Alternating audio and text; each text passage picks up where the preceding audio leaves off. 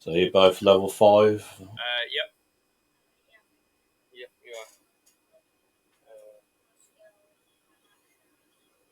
Turn it the other way. That way. It's easy because it keeps. Yeah, that's it.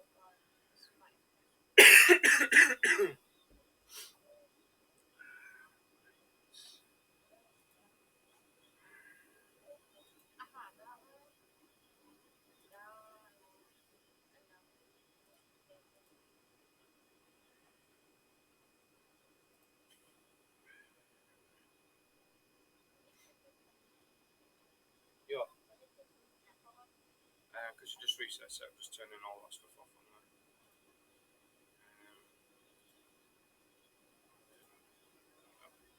And then gives me more map than you see.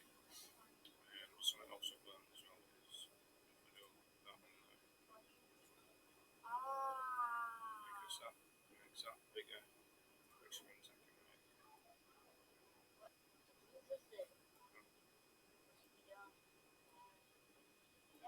There we go. That's better than that. Yep. That's it, yeah.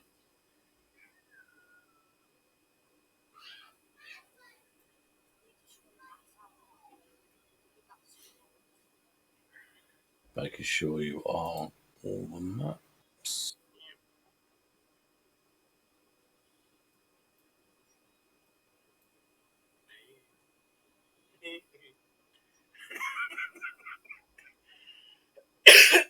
Excuse me.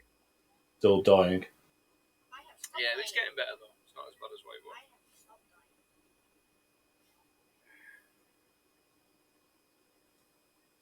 Right, so do you want music or? Yeah, I mean you can do. I mean it's all going to be shared with us. So yeah, it'd be cool. Yeah.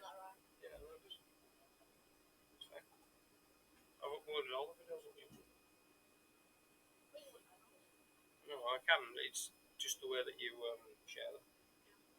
So I keep it so that it's just the people who I want to like see. Otherwise, you start getting complications. People don't like you using their music or their arts without their permission, even though they put it on public forums to be used. Well, you're going to have to go and ask your brother, aren't you?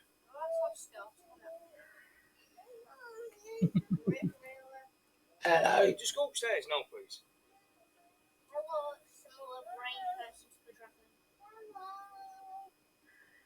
Hello.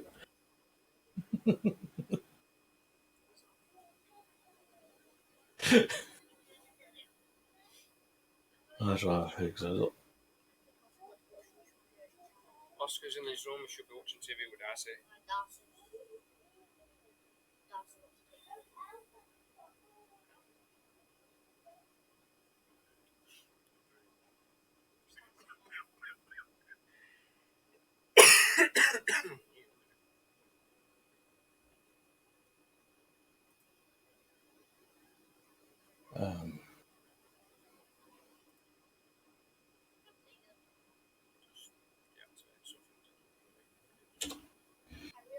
There you go. That's the music to play.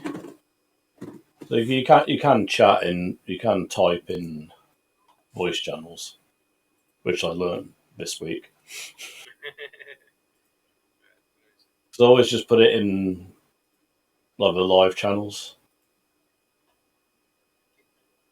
but it means like anyone else who uses it afterwards can see what. See, also, it's usually best just keep it in the live.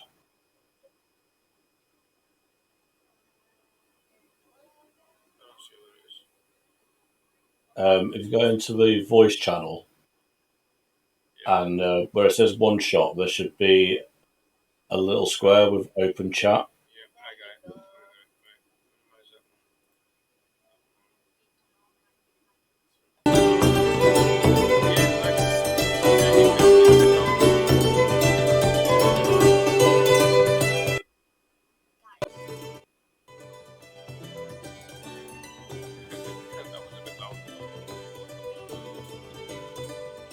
That's what I'll do because I'm not playing it on my end. I'm just having you play it because I can hear it through your mic. Otherwise, you get like real feedback.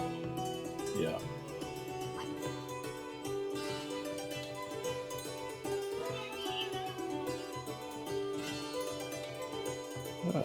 Want to get started?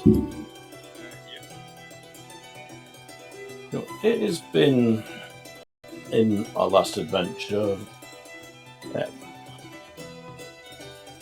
think throwing Ezekiel Kane's offer for you to run a maze for him. Coming afoul of the deck of many things, one of our heroes, Flamagon, was teleported somewhere in the universe. The only sure way of finding him out of besides accident is for the use of a wish spell. Now, it's been a couple of months since this happened. It's been long you found that wish is an incredibly rare spell. Only some of the mightiest mages on Alexandria even have access to it, never mind allowing someone else to use it. However, you've heard the promise of 20,000 gold to a practitioner willing to sell you a single use of the spell. It's brought the attention of an individual with a certain notoriety. They've basically got a really bad reputation.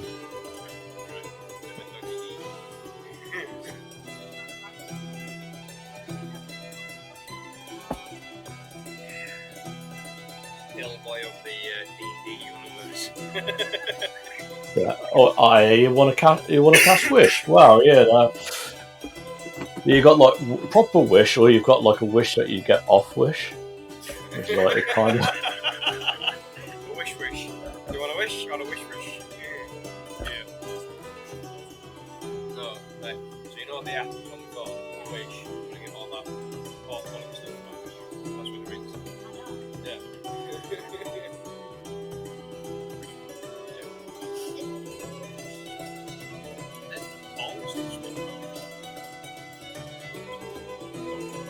Anyway, yeah. It may have fallen off a lorry once or twice, but it's okay. But in the back streets of Nicodranas, you've been given directions to find an individual called Lady Avracadabra. Figures she's an old NPC that I use a lot. Currently visiting Nicodranas from the pirate capital of Dark Tower. She's heard of your quests through the grapevine and has sought an audience with you. And in the back streets, there's one house which sticks out like a stain on a white, like a black stain on a white sheet. In a way that this one particular house is incredibly well maintained, very clean. The outside is pristine when everything around it looks like it's probably been hit by dragonfire a couple of times.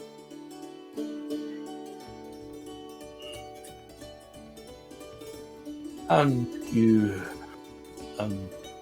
are just outside of this place. And it's up to you what you want to do now.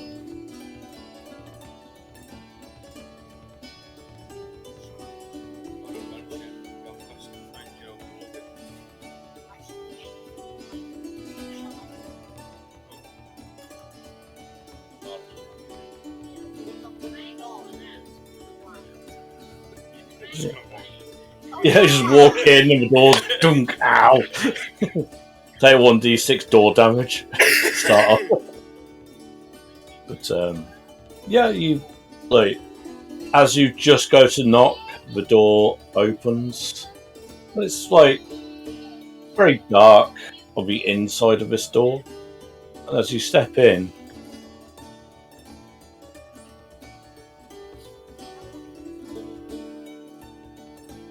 You see, on the inside is very much a wizard's lair. There's floating candles illuminating everywhere. And on the far side of the room, on a very big, very soft-looking chair, legs up, head back with one of those long, like old-style cigarettes. You see a pink-skinned tiefling, horns at the front. It's sort of like dressed more for the evening rather than the early morning when you've arrived. And she's like, oh, hello, darlings. I believe you wish to see me. Come on, don't be all day. The door is still open.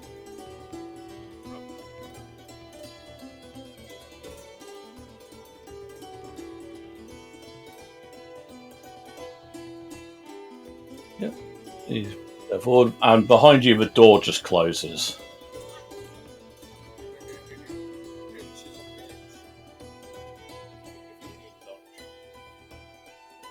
Yeah, and she's like, well, gentlemen,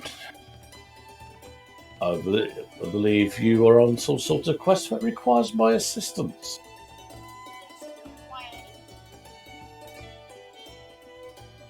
Oh, my dear, pray tell, what would you wish for?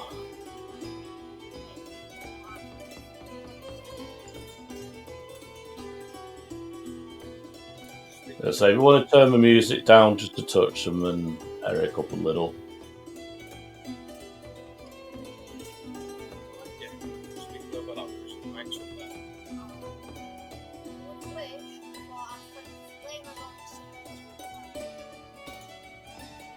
Oh, my dear, that is quite impossible. There are limits to what even the wish spell can achieve.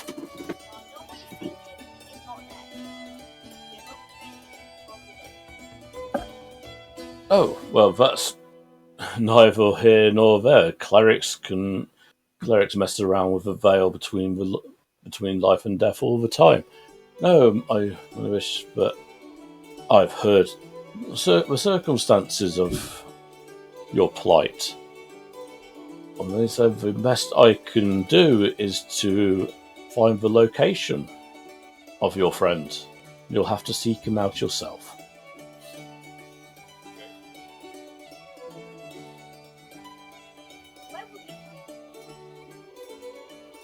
I do not know. I'd have to cast Wish first. So to be clear, we would be wishing to know the location where to find it.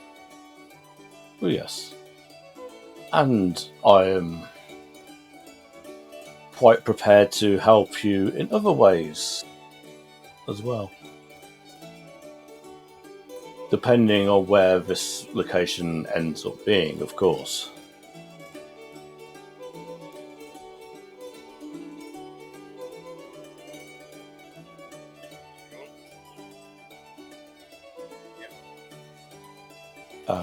My price is 20,000 gold.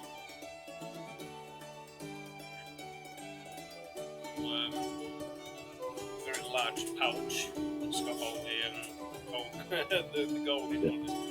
Untie it by many different knots that have been attached to my waistband. Just kind of dump it in a lap.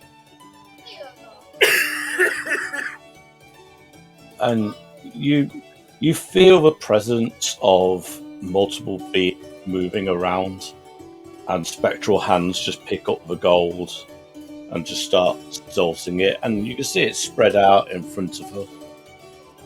And she makes a quick count. Oh, yeah, we're going to be here a while. Like an hour later. It's only 19,999 gold here. I must have miscounted. Let's start again.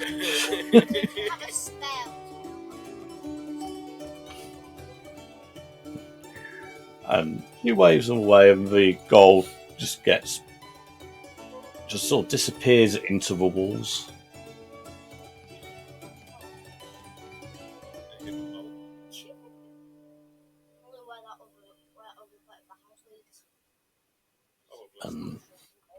She puts the cigarette down and stands up, and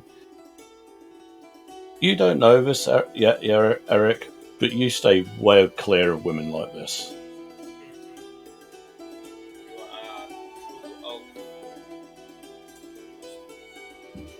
Virtue. True virtue, lads. In other words, your life has been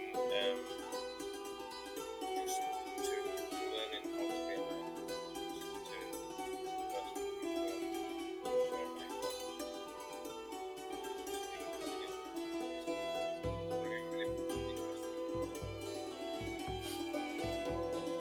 to And gentlemen, if you can just step aside, please, and to point to each side of the room. Perfect. Well, let's go see about granting your wish.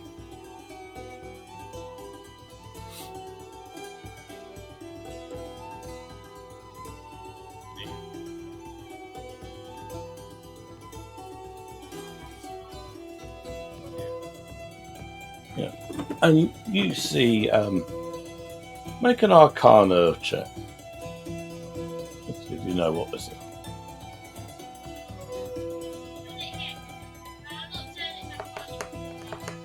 a whopping 7.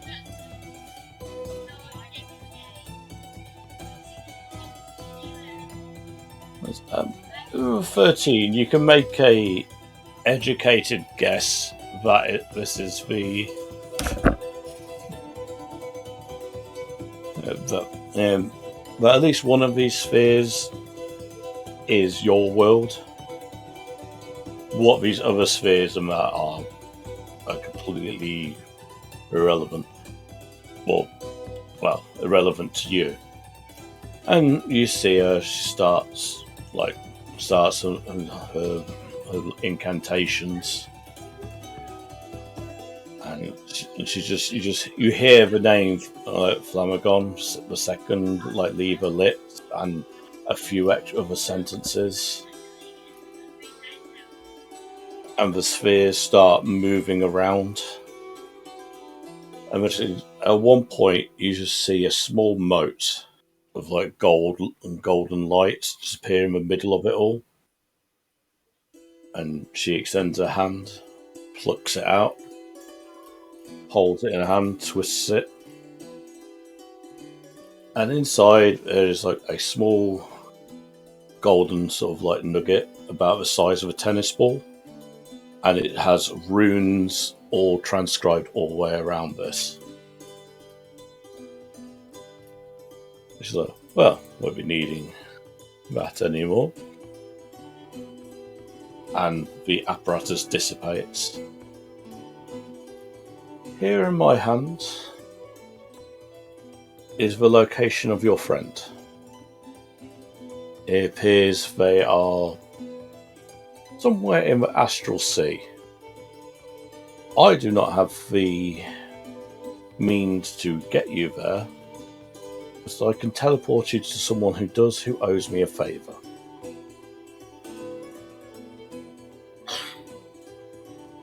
Just out of curiosity, once we get to Flamagon and we rescue him, how do we get back? Oh, I don't know. That's completely up to you.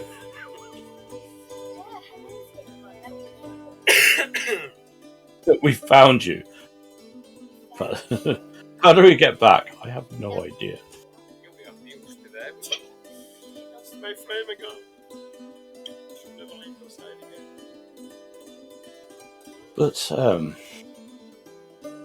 if you do mention that you will be requiring a return trip, I'm sure you could barter for it. And she holds out the orb. So who's picking it up? Who's taking it from her? Sorry, Jim, say that again. So who's taking the orb from her?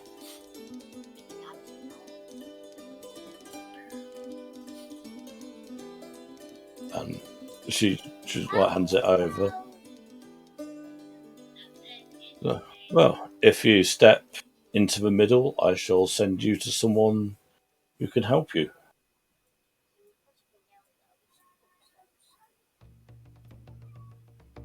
So please remain still, and then you see her start casting again. And this time it takes a while. Unfortunately, teleportation magic does require a little bit of ritual. So you stand, even someone of her level, you can't do it immediately. It takes a few minutes to draw the various circles around you, and then just for a second, you get a really cold sensation.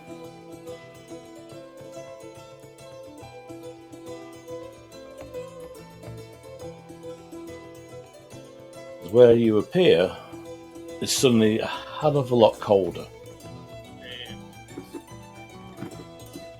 The temperature's just like about 10 degrees lower from the Cadranos. It's cold. There's like a dampness in the air. You can hear water.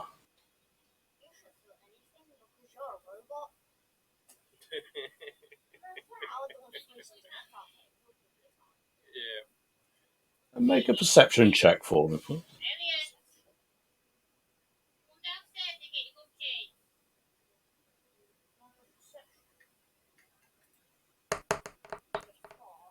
Ooh, I got a 24.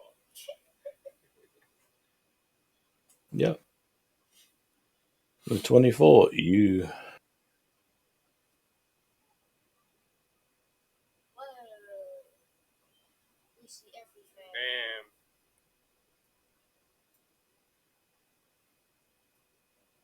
Whoa, that's some kind of submarine.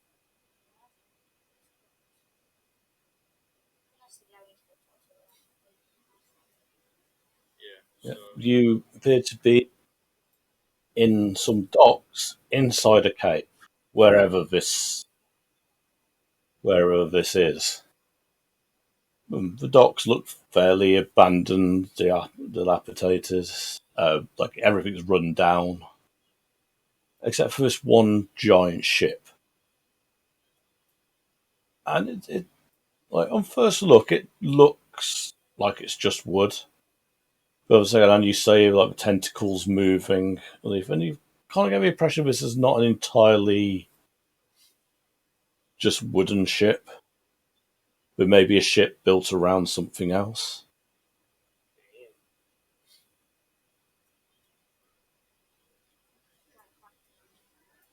all the buildings around us, are they all kind of like derelict and kind of empty and stuff? Pretty much everything's all derelict. On a 24, the only person that you see is one guy on the dock, and he seems to be like mending the ship or performing some minor magic on it. Yeah. So I'll just give you a note, but I'll point out this person on the docks. Yeah. You still kind of new. You only appeared like a couple months ago. You're about 4 weeks old. Yeah, then should we move down? Yeah.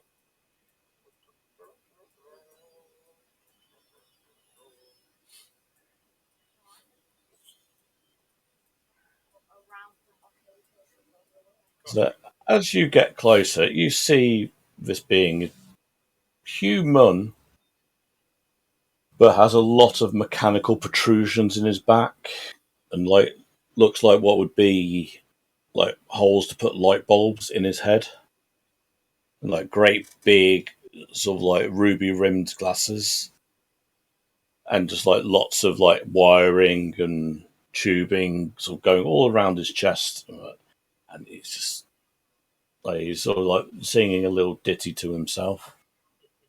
Yeah.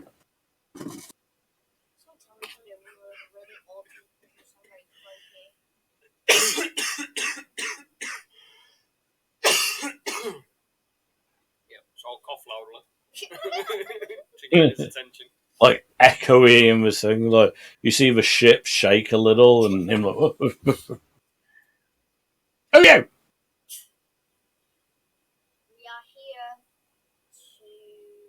introduce yourself first. Oh yeah. Before I say anything, I am Forgot your name. I forgot my name. Sorry, I'm new to this. I'm Sir Harbour the Royal, and this is Rollo. Tell him. Okay. Now we are here to be transported to this place. I show him the globe.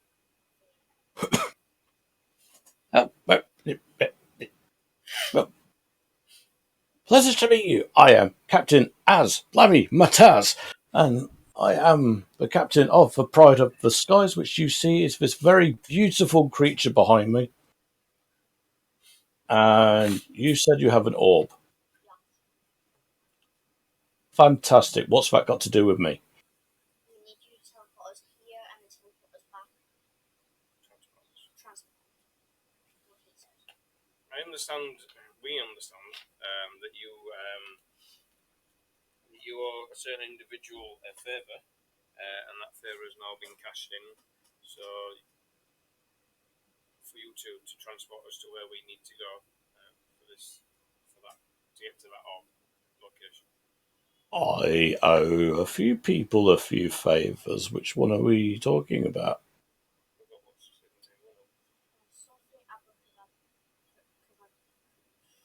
Cadaver. Abracadabra. Somebody with the name of Abracadabra in them and they are a wizard. Pink-skinned tiefling. And you see like a great big grin on his face. It's like, oh well, why did you say so? Come aboard. And and he just put his hands out for the orb. Are you gonna give him the orb?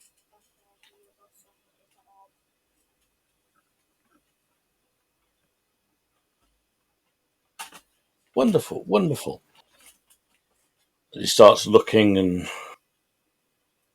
you see like the goggles glow a bit as he sort of like looks around.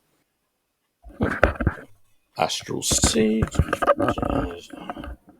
There's not really any sectors in Astral Sea. We'll have to get pretty close-ish. Yeah, we can do it. You two. And he's like checking your that to just look if like you seem capable or not. And he's like, yeah, we can do it. Why are you being? Why do we need to teleport you here and back?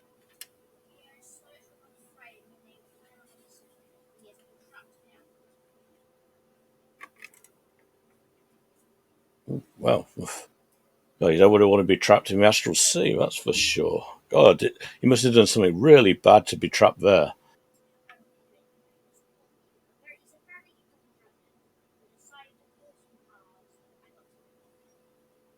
was unlucky with certain magic card, which just so happened to teleport him off there.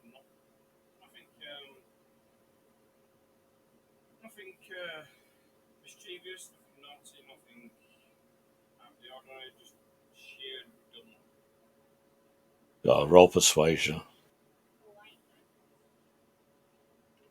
He should be good at this being a paladin. Big paladin. Isn't he? He's just a fighter, are you? Yeah, going fight instead. Well,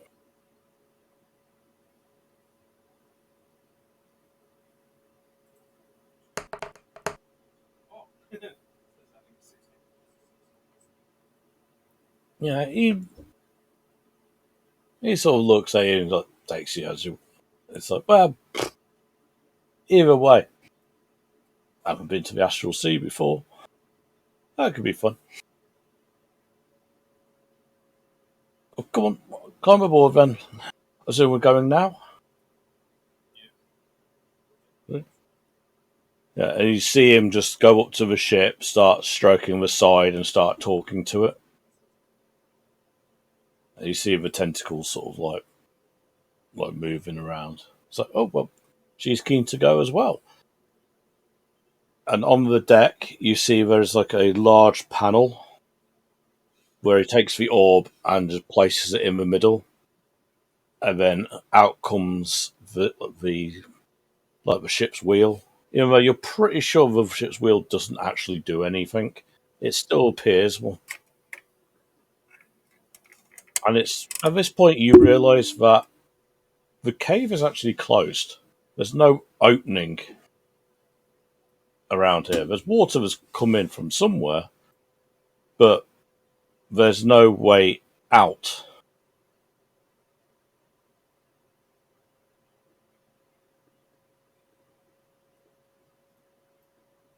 Captain Az, just sheer curiosity, but how do we get out of here? There does not seem to be any kind of entrances to this cave. So, oh, we jump, and then bangs one of the buttons.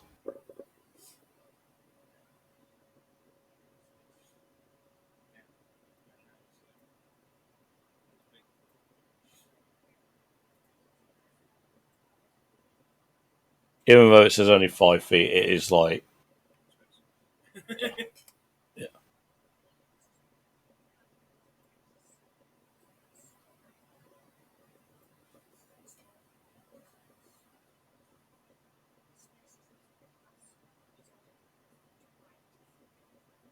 I mean, I could change it to be like several thousand miles each square if you want. You sure?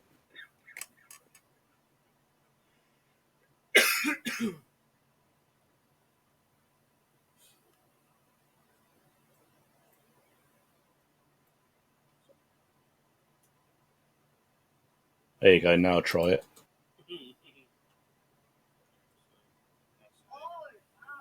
Oh, yes, now it's notorious. Gives me extra space. It's 5,000. 5,000. That's really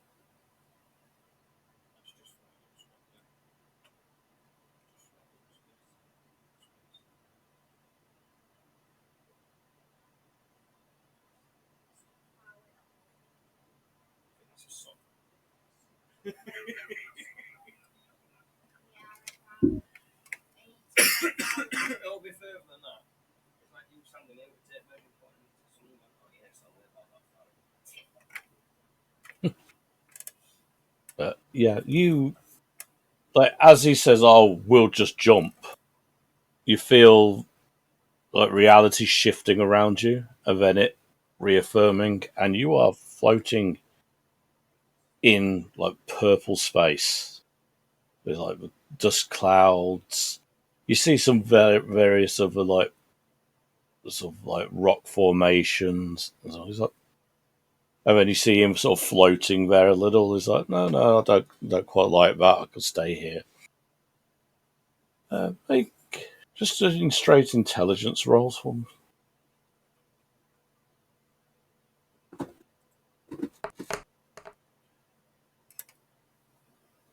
Nat 20 with a 19.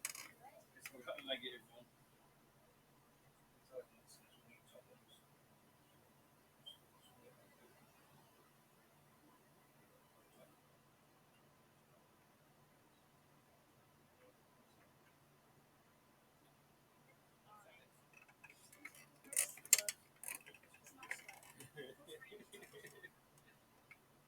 As you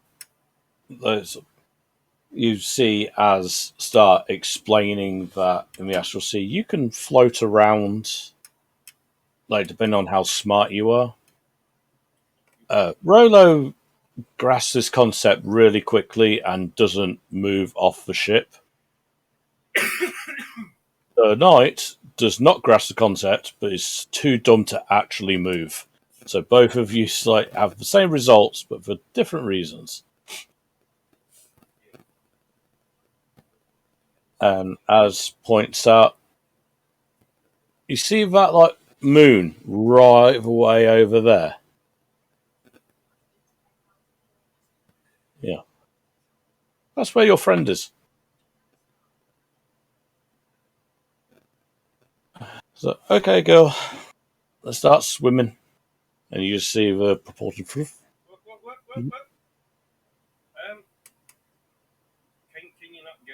sir. Considering that space is infinite, I've been quite actually happy that we managed to get so close. And how per se do we get back? Oh, we just jumped back. No, I mean like. So the glowing orb. So is he in the orb? Is that going to take us somewhere else? Oh, no, this is just merely coordinates and locations. That's all what the orb did, was just give you a location where your friend was. Right. Us teleporting is just totally the ship. So we just swim over to there, and then when we get in, we just swim back.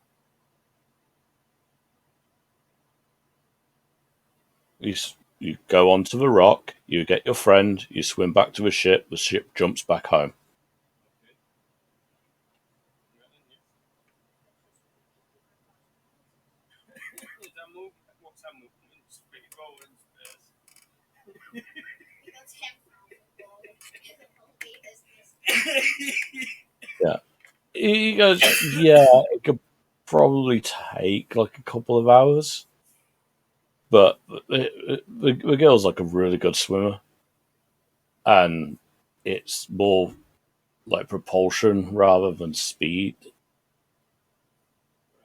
So.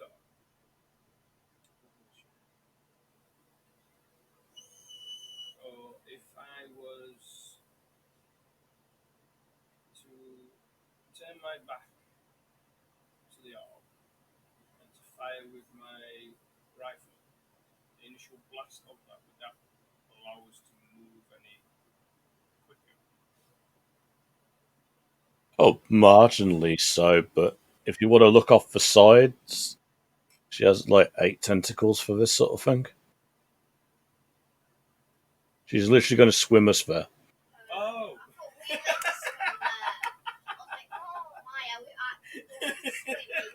No, it's not just like the ship moves. Maybe when you said go on, I thought you went, us, go on. Okay. There you go, I'll teleport you there. Now go 85,000 kilometers yourself at like 10 feet around. That's, yeah. I'm not used to being in space. Space physics is something I'm new to. Yeah. I mean, like, although as a robot, the concept of just how vast like everything is sort of messing with you just ever so slightly. Yeah. But you do eventually sort of get close. It does take you a few hours, even with the ship such as the Pride of the Skies.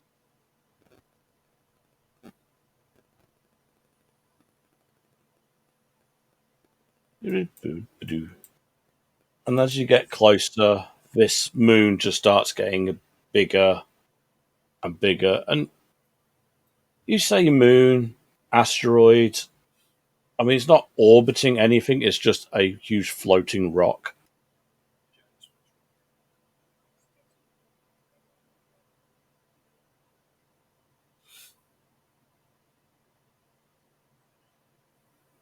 And it isn't until you get like quite close. I mean, how close do you want to get before you start sort of flying off the ship to go onto this rock? As close as you can get that's safe. I mean, being in this environment is completely new to us. Obviously, don't want to be putting your vessel at risk of damage by getting so close. It's like, oh, we can get pretty close. I mean, she's not like she has to worry about inertia or anything. Like she could just sort of stop. Don't think we're going to be landing on there. And as you see him, like you see him look, and it's just crap it.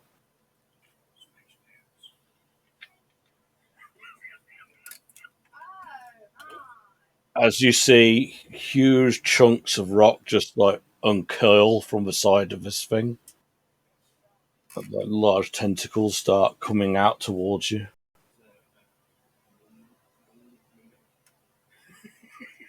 We fought out the box ones and all this one's a moon shape. We're getting space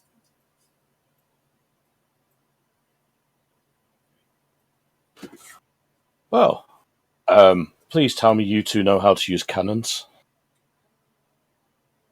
I would say I was confident in numbers.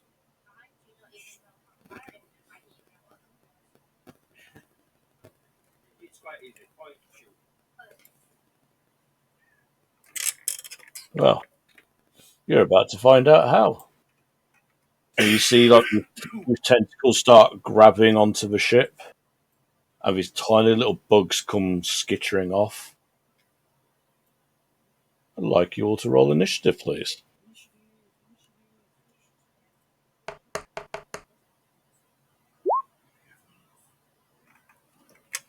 I got 20.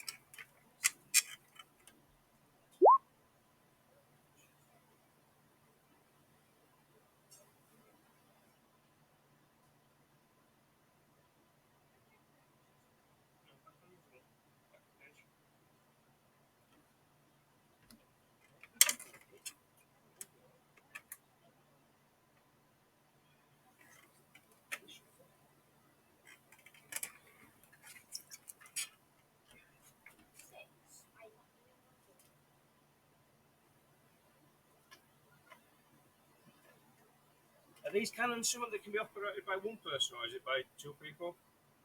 One person can do them.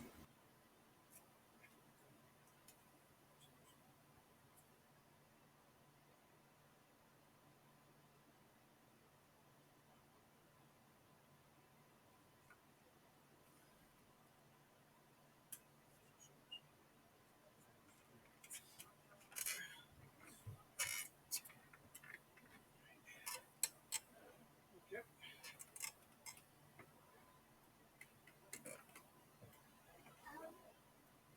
And then,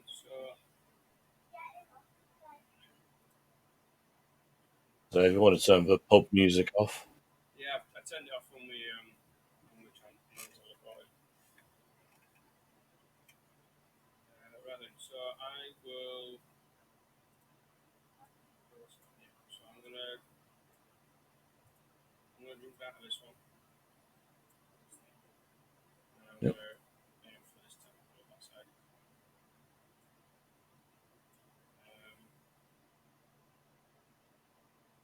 What am I using for the hit on this one? It's a D20 plus 10.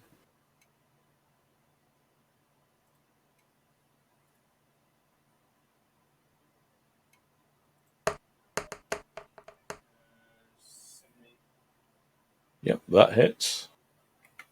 So roll 10d10. 10d10.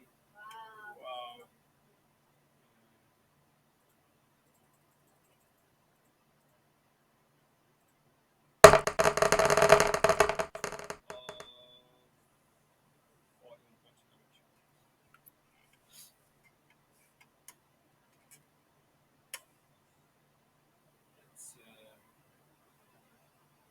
Yeah.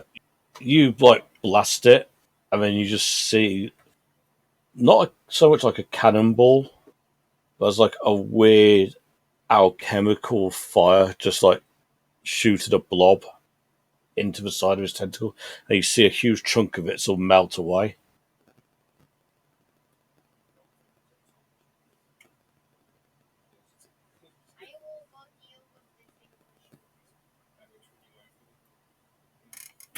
There you go, wait, it's not your turn. Creatures first.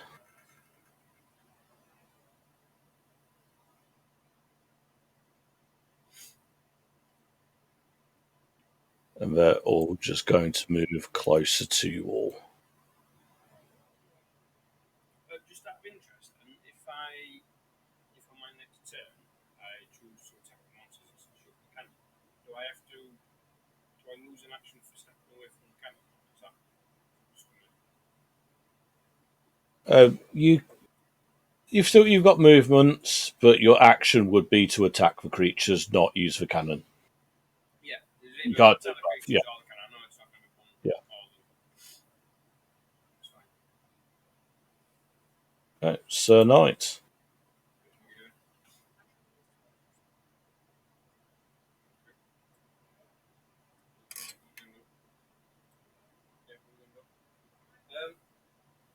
What kind of creatures are these? Things like that.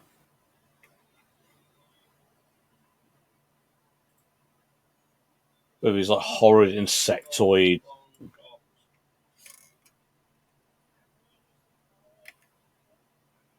Yeah, do it.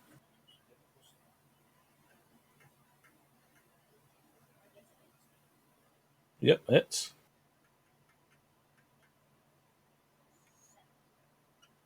And the extra. Is it classed as a thing?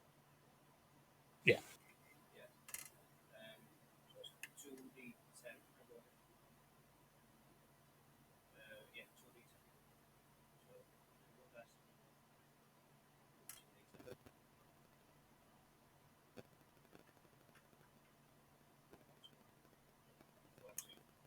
So 20, 21 points. And you're like, you pull out your blade and you see it just started to glow in the presence of these creatures, and just you smite it down and just slice it straight through the middle. The one just splits in half in front of you. Still got a bit of movement. She's only got 90 there, which is 10 foot. Still got 3 foot of movement left.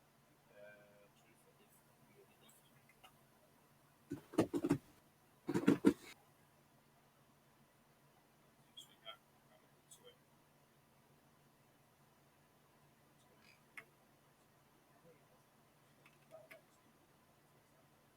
yeah, I'm into it. Does it have to be 2 attacks on the same thing? No, just two general attacks. And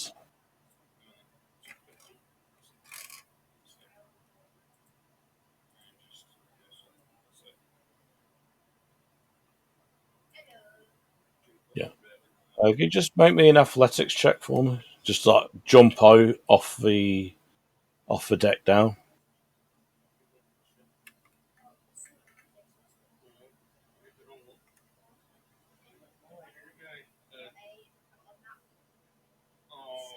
Oh. You fall flat on your face. You don't get your other attack. You're gonna have to spend the rest of your turn just standing back up. You went like, oh, climb over, but your foot catches and you tumble down instead. Every armor and bane space.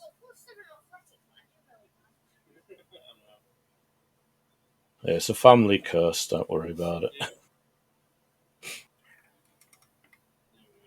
The tentacles, one on the left, is going to continue attacking the ship.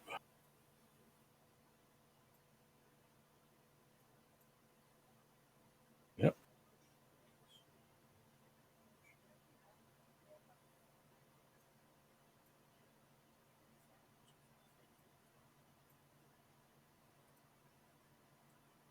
And the one on the right is going to do the same.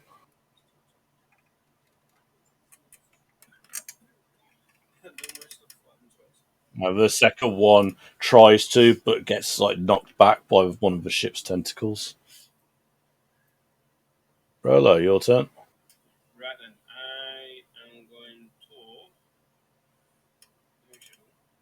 keep shooting.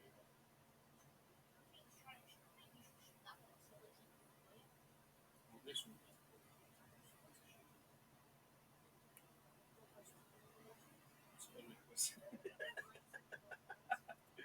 I will just take a step behind the cannon on that side, and I will use one of my grip points to do piercing shot. Go for it. So that will go here for swing line. 16, so Yep, that hits.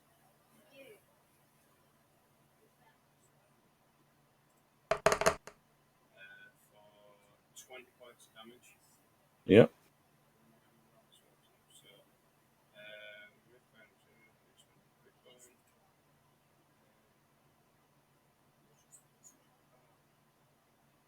Yeah, it's a fish. Yeah.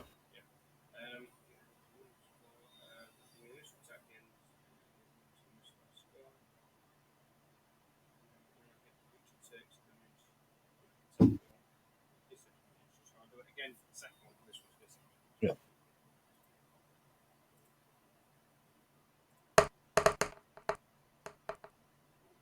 That's 22. Yeah. Hits. Second one takes 8 points of damage. Yep.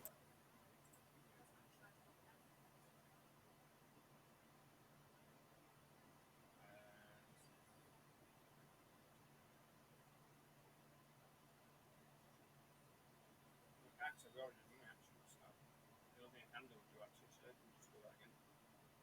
Well, you get 2 attacks. Remember, that's just one attack.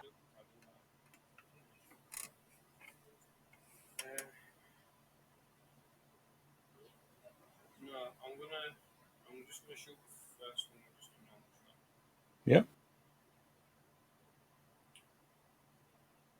Sharpshooter. Yep.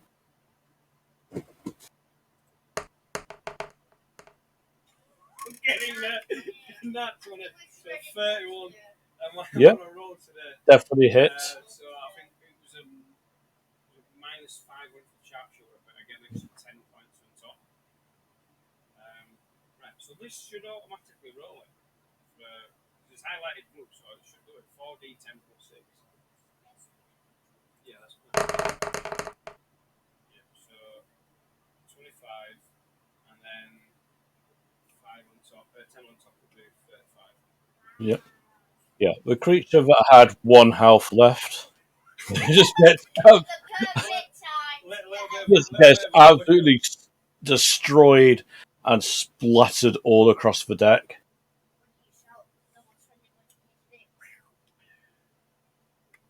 Bad bug. Yeah, I'm gonna stay where I am now. Yep. Feelers. That one is going to crawl close to you. This one is going to try and attack Sir Knight.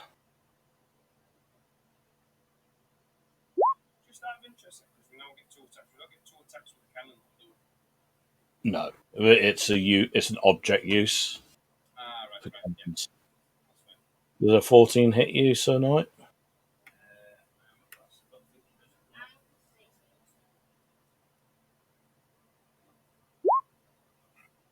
No. And it just starts wailing at you, but doesn't get any purchase on your armor.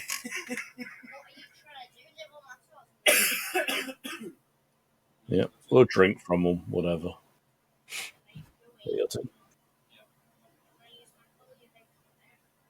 Yeah.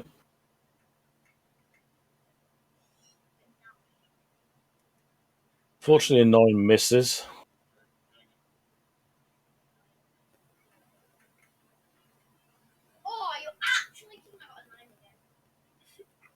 So no, as this like creature starts trying to latch onto you, you just can't seem to get purchase with your sword.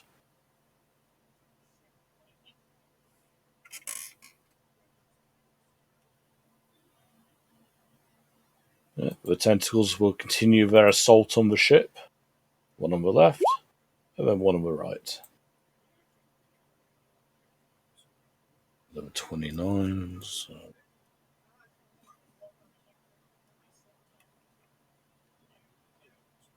Yep. Yeah. Rolo, your turn.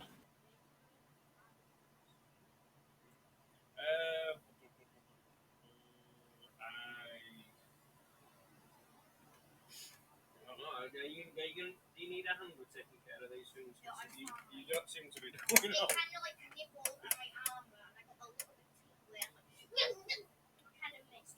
Right, I'm gonna jump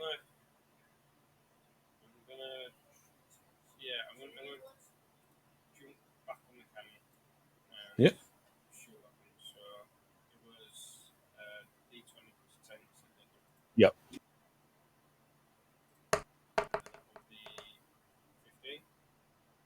Yep, hits.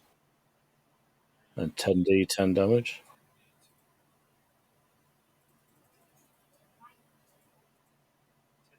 10d, It's a cannon. 10. 43.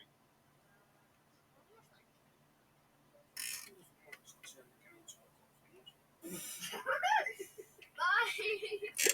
Oh, big roll, isn't it?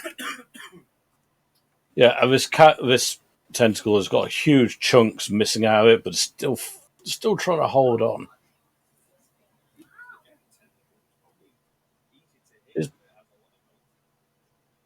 And bear in mind, these tentacles are probably bigger than your house, like around, and like about as tall as like a block of flats.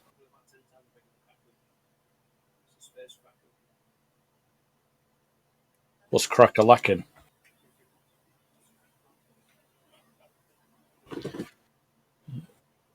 Your turn.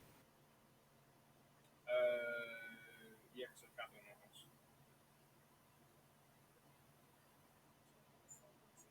Yeah. This one is going to make its way to you.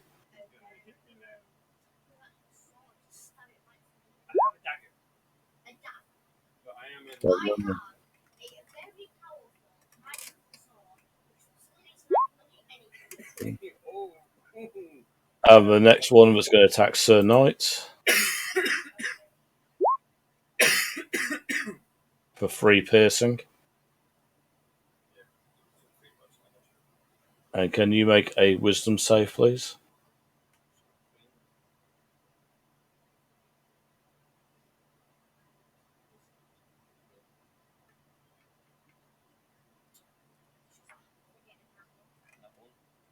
Yeah, you are frightened of this creature.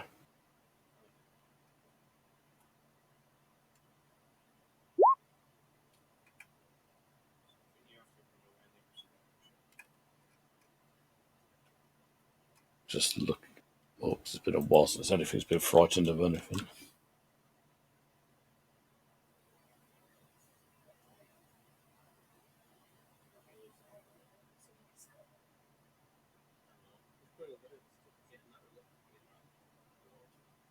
You have disadvantage on your checks and attack rolls, and you can't willingly get closer to it. Tim's always stood right in front of it anyway. Yeah. Yeah. Your turn. So you have disadvantage if you try and attack it. So you can either try and fight him, or you can. Is there a disadvantage? That means you roll twice and what the lowest one is. That's your. First one is 13. 12 hits. Oh, we got it. So 7 plus 11 plus. Should be 10.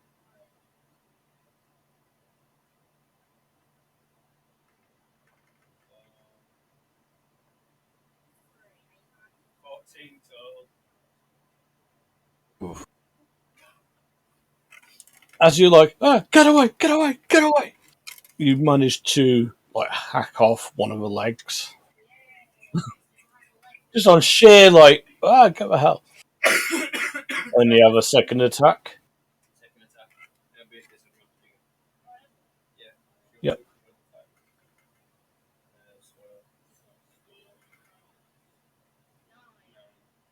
So, 9 misses. Again.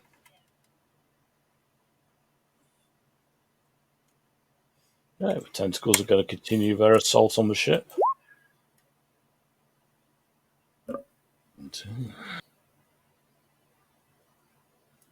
how's the ship looking now? The ship's looking okay. These tentacles are more sort of wrapping around, trying to sort of like crush it rather than do actual damage to it. They're basically trying to grab it and pull it into the mouth. Oh, right.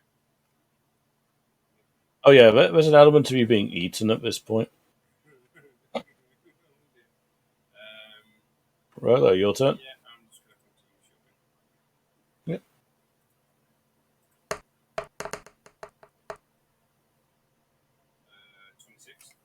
Yep, hits.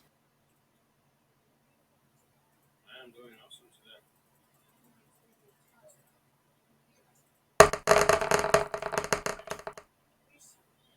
Uh, 54. Yeah. As if you blast at like what you could see is of the base of his tentacle, and you just watch it just rip a hole, and then just its sheer weight just rip the rest of it off. That one is gone.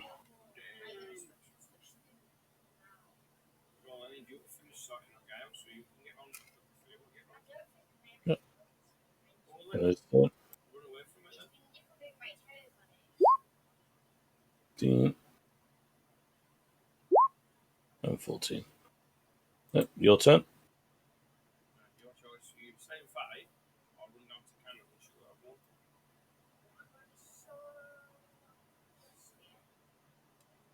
Oh, saying that though, if you run away, you'll have a 10 book for It means it could swipe at you if you run away. 14. Yep, hits. 12 hits. So. So,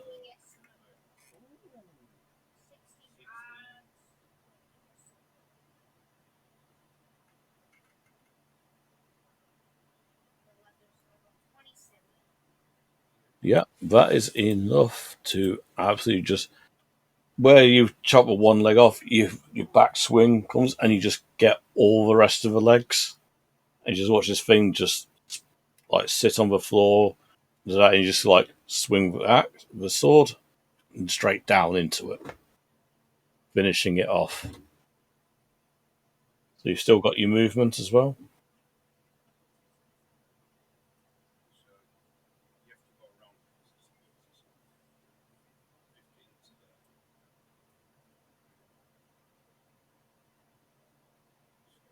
You probably get some out there. You got 30. Yep.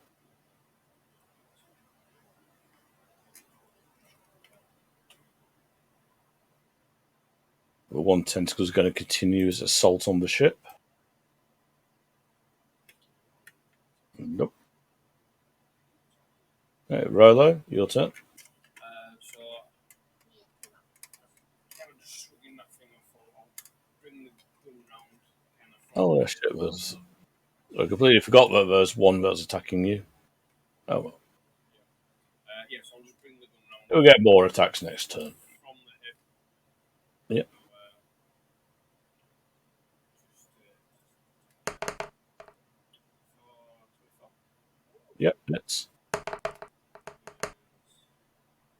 20 points of damage. Yep. And that one is blasted away as well.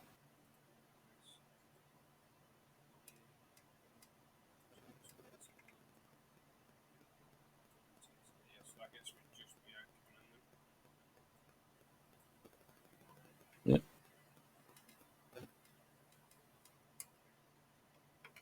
They're dead. Sir Knight, it's your turn.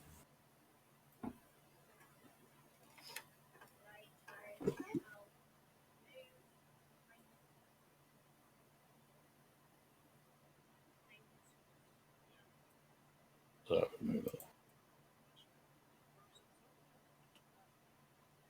So D20 first.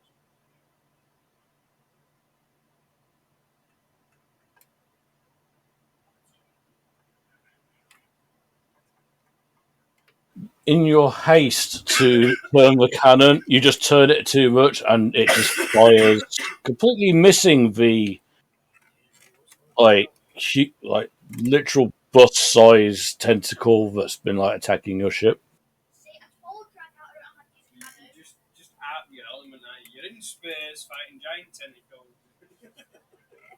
Yeah, 16.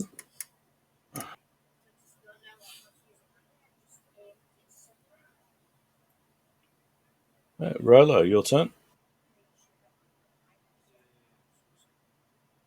Dash is double. Yeah. No, it's an action.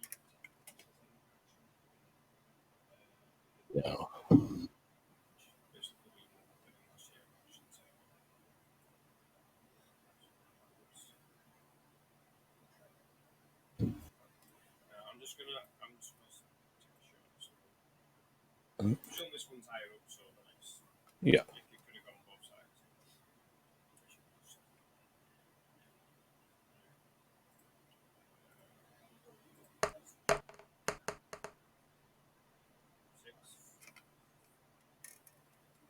Yeah, 16 hits. No, it's 6. Oh, yeah, no, it's 6.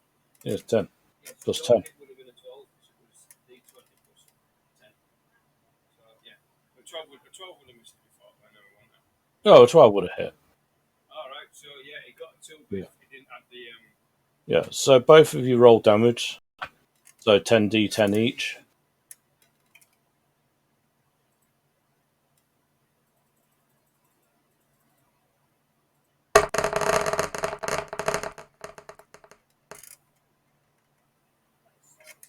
Six for you and 48 for me. So it's 94.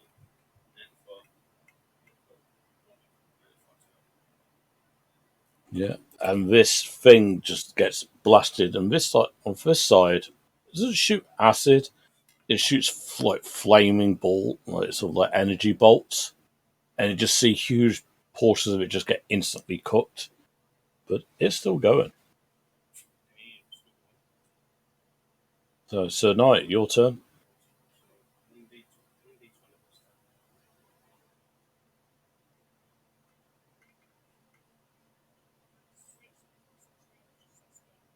Yep, which hits.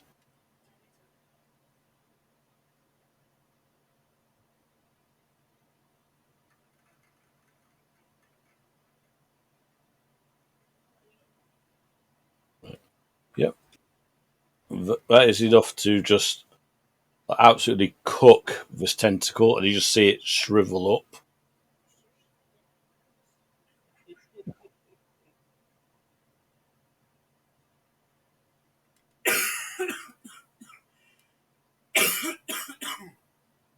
And now free, the ship starts like turning, just aiming it towards the mouth, and you just hear the captain. Fire the cannon at the front. It's a maelstrom cannon. I've never used it in space before. Let's see what it does. Well, you've still got your movement. Well, you both can just go to it.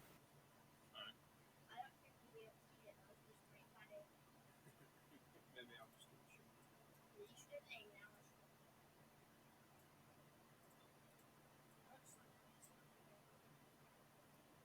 do Okay.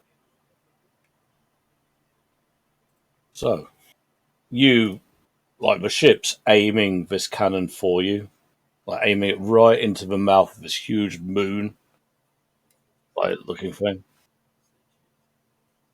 So roll me 20d20 plus 200. 20 D20. Yeah, 200. Plus 2. Yeah, One of those over. or both of you. Yeah,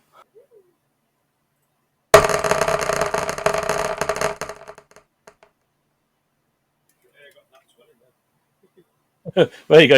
You got one. This is where I'm getting my nat 20s when it's not really counting.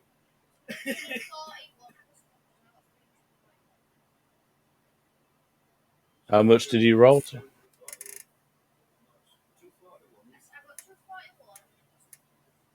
Plus 100 It's plus 200. 200. 241 plus 222. 223. Yep. Jeez, 443. Oh, can't even count. Right. 200, 423 for me. Yep. And 441.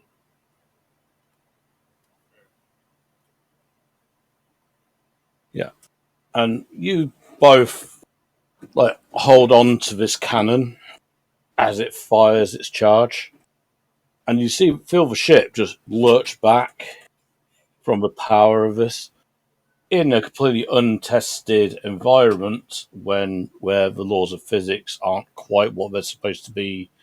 If you were in a planet atmosphere, you see huge chunks of the front of this moon just evaporate in kaleidoscope colors.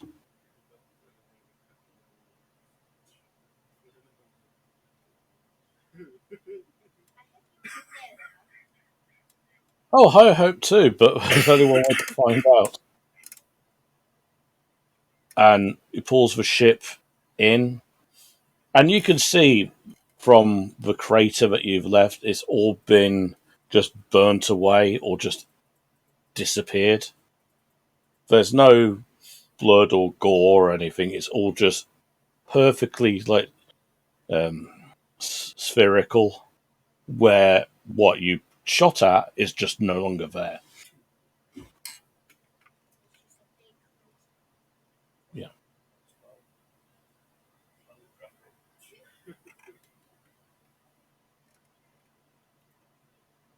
and he pulls the ship in close as well. From here, you need to fly out, and it looks like there's a cave in the middle there. Pretty much down where the mouth was, there's now a crater. There's like looks like a cave entrance.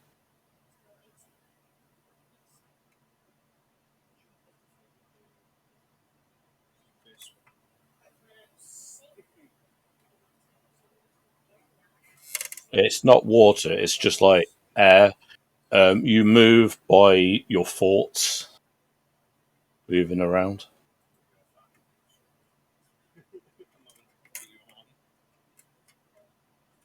Bit of rope round me, a bit of rope round him.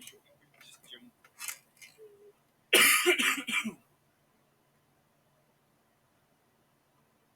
You're at the bottom left of this map, and this map is huge. Yep. Yeah, but that. Right, so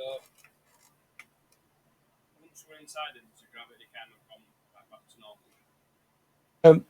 You're still subject to the laws of the astral sea. You can fly in directions if you wish, but you can also wish just to stay on the ground. And the ground itself is fairly solid. There's a bit of give to the floor where you're not sure if it's entirely stone or could be the innards of this thing, but you can you know you can walk on it. The temperature is like fairly ambient. It's neither hot nor cold. You can hear sounds. It could be the gurgling of the body that you're in, or something else. But in the far distance, you can see a altar, and from this distance, like a sort of orb that looks humanoid sized.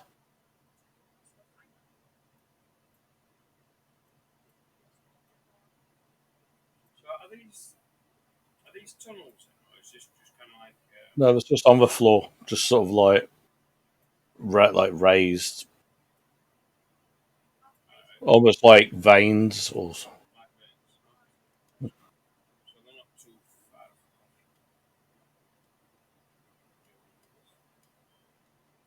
Follow the veins. Or do you want to just go straight this way? Oh, we could float. So we can just go on straight like that. Yeah, So yeah, we'll start heading in a straight line towards. yeah.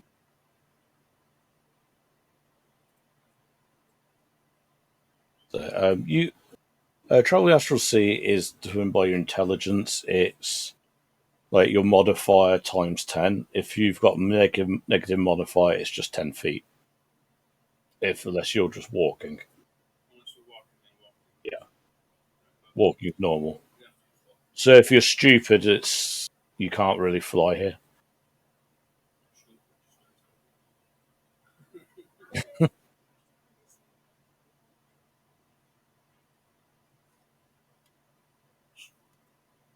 just like we're just walking.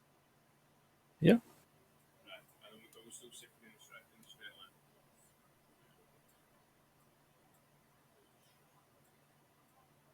Yeah. Yeah. So when you get to about here, you just roll me a perception check.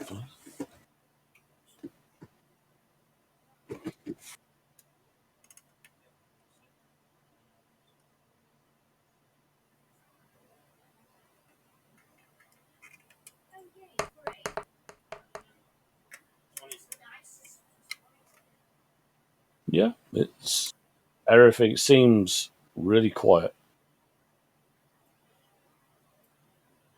Weirdly quiet considering there's creatures on the tentacles.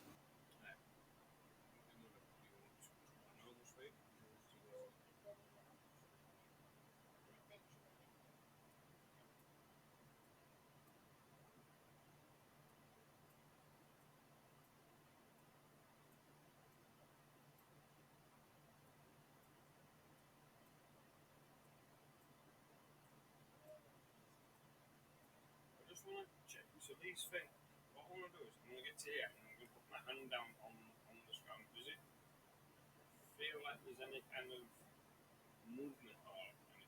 Yeah, it feels it takes a while for you to realize that it feels like a heartbeat sort of pumping through there.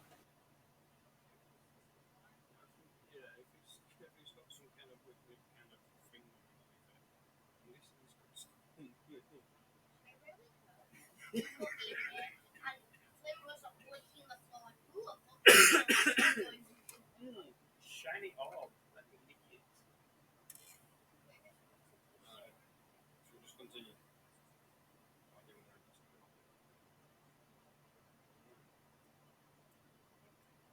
As you continue, can you just make me a dexterity saving throw, please? I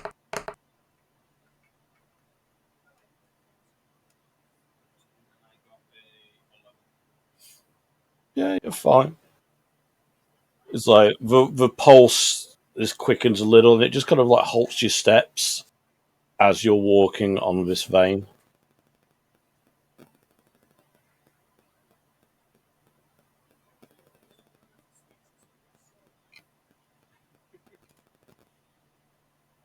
Keep going.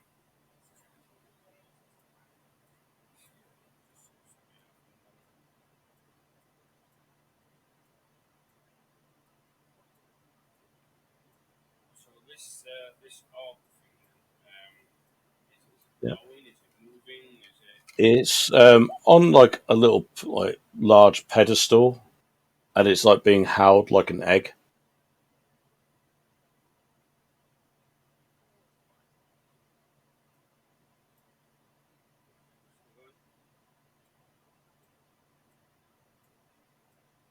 Is there any kind of noise or anything else that we can hear as we get closer?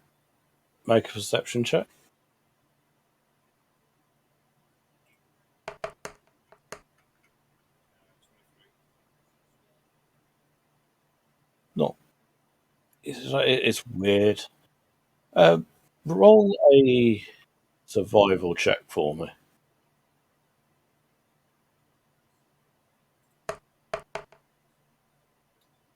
13.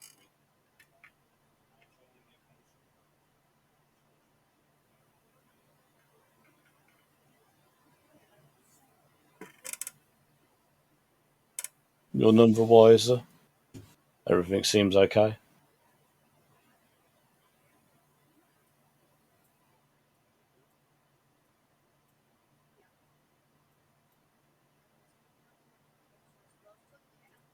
Hang on a second. Is there any kind of markings on there? Any glyphs, runes, any kind of writing? As goes, there are runes and glyphs. Um, any of you speak Krull or Infernal?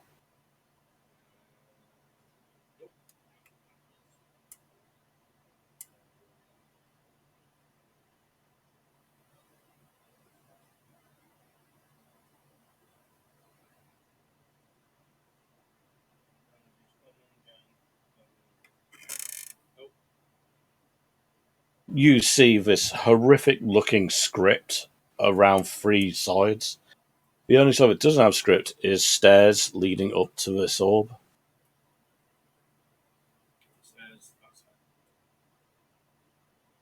Yeah, on this side. Yeah.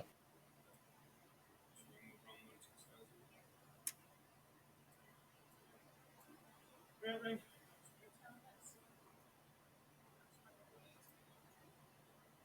reckon the villains are provided. So, so Nightwalk, I've seen this before. I want to do it from before. So, Something similar. yeah. So, yeah. So, I'll obviously tell you. I mean, film are going to think about this one.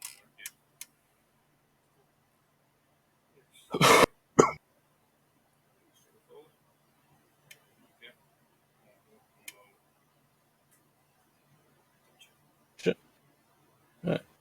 As you touch it, you just feel the floor vibrate. And where it was all sort of black before, now just wake up.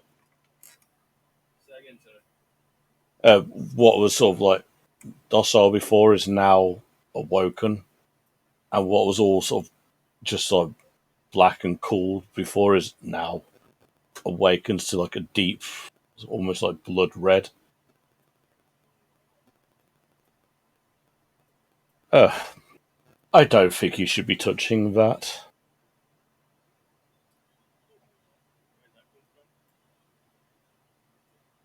And now floating behind the altar, a very well dressed man. Um, and I believe this is where we shall just have a break.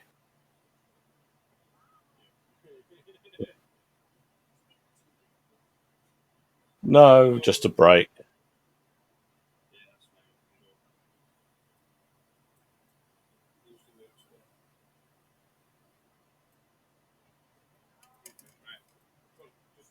celebrate. You can have a look while we go for rec. Right. Just need it blue.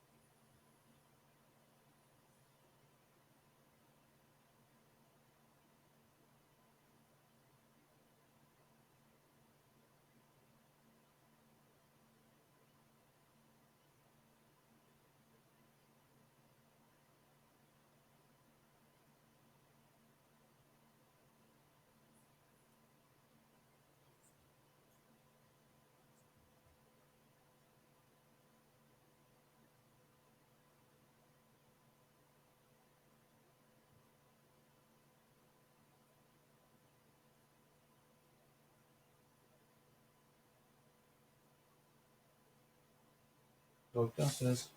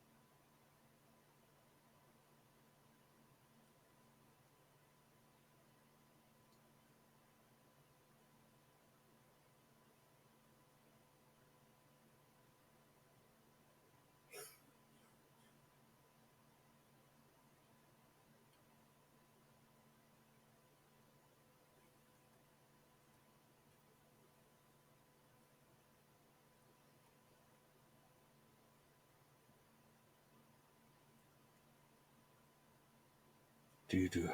Do-do.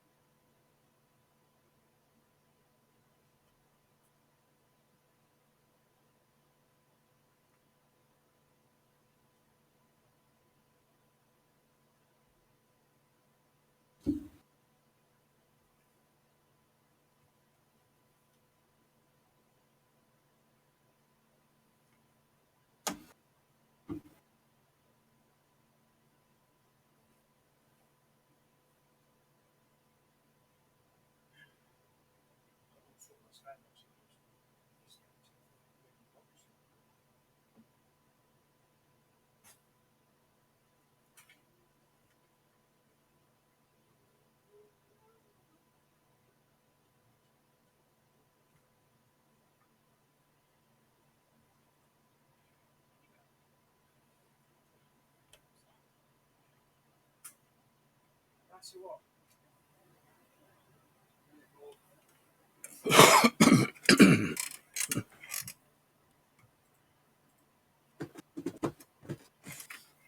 Hello.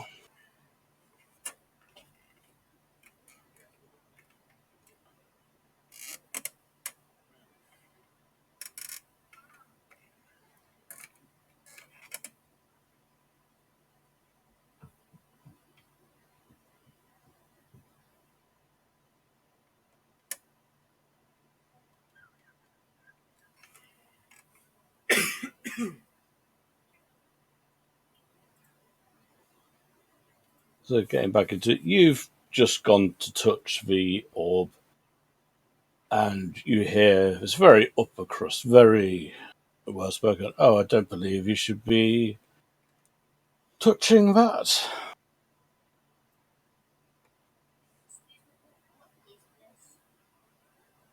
Oh, that is the sealing device I'm using to maintain control over all these things crawling around under these veins.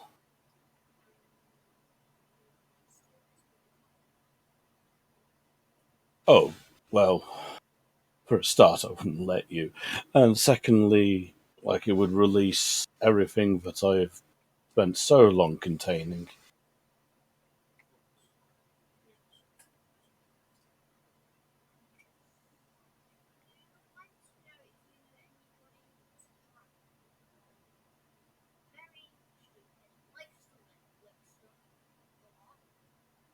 I've known many Dragon Ball to make things, but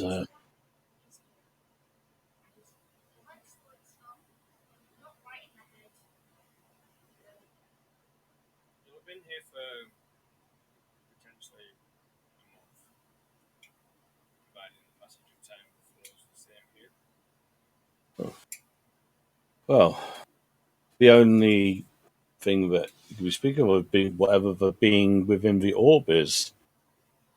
But I do not know what is. So I know only that a great magic's brought it here, and I've utilised it in making my prison so much more bearable. Pray tell, how did you get here anyway? What crimes did you commit?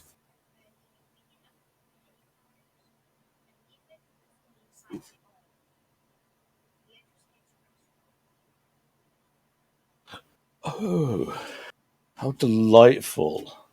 A rescue mission. Oh, I tell you what. I'm more than willing to give you this being that's in this orb. However, it'll be very dangerous once this orb is removed, and I will require a means to save myself. Do you have a contrivance to get us out of here?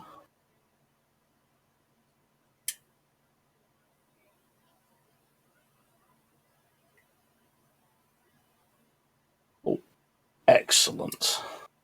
How do we know that you're not going to just take our ride and leave us hanging right here? Be quite clear that we have a guy, very helpful, waiting. And I'm pretty sure this ship is along. Oh, a living ship. Oh, that is even better. What reassurances that can you give us that you're not going to leave us stranded here? Oh, why would I do such a thing as that? You seem so helpful, telling me everything I want to know. It sounded like he wants to steal it. Steal our steal it. I've said about it.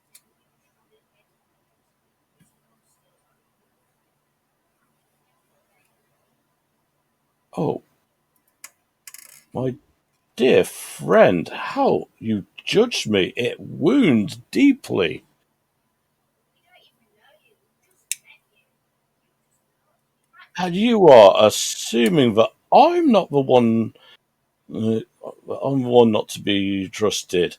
I do not know you.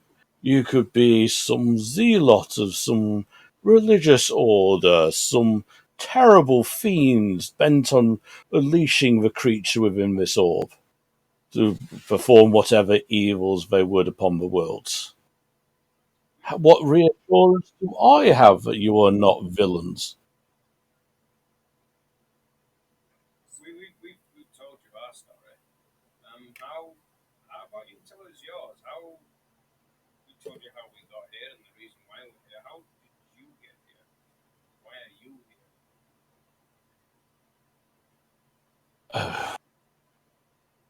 Well, if we're going to be very droll about these sorts of things, we have the time.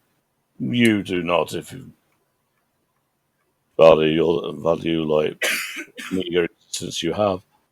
But I was banished from my home. Well, once the gods walked my world, and they did battle amongst each other, and I may have sided with the Lord of the Hells, and I may have created a mist which like fed his armies. But alas, I was captured and banished here.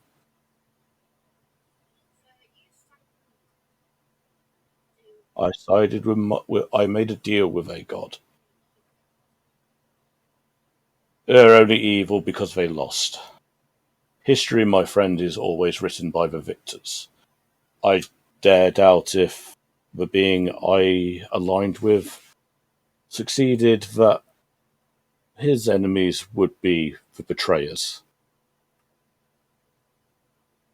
Do not get too fanciful with the thought. Sides are very much dependent on the moment. But after the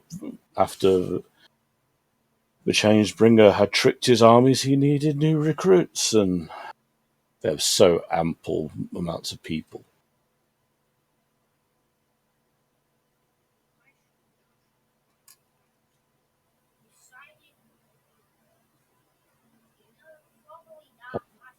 Who I believed was correct.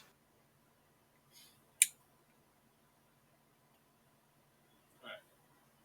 So we got the orb and we go. What can we expect to happen?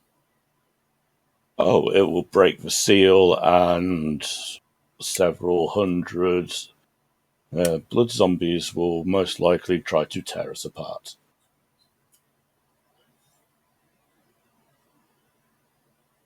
I mean, I have been here a while and I do grow hungry. Fortunately, they left me in the middle of a living being. How do we get our friend out of the orb?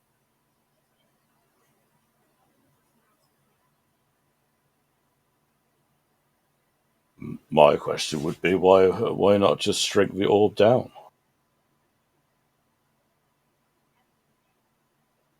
Strike the Oh, orb down. It's not. if we have an accord and you take me as a traveller on your living ship out of here and back to the world, that's all I ask, and I will reduce the size of this orb so it's way more manageable for you, and I will do my best to help you escape.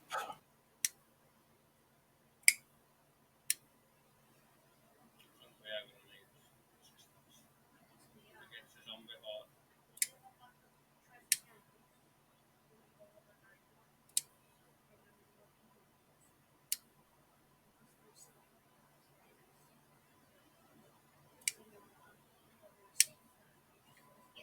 Yeah, this individual is very keenly listening into you.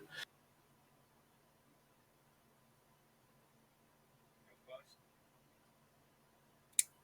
Right, I'm gonna grab the orb, we'll count three, and we're gonna dash Hang on, out. hang on. This individual says you can shrink it down. I'll make it easier. They can shrink it, you grab it. Right, on three, you're gonna shrink it, I'm gonna grab it, and we're gonna dash out. Just out of interest then, out again. In fact, no. Question then to this individual. When the orb is taken from this pedestal, is where can we expect this encounter to start from? Is it going to start from a central point, spread outwards, or is it just going to be a case of Oh, shield all around. all around? We will have but moments for them to escape from under the skin, but believe it, we are the only living creatures here. They will come for us regardless. I don't think. Right.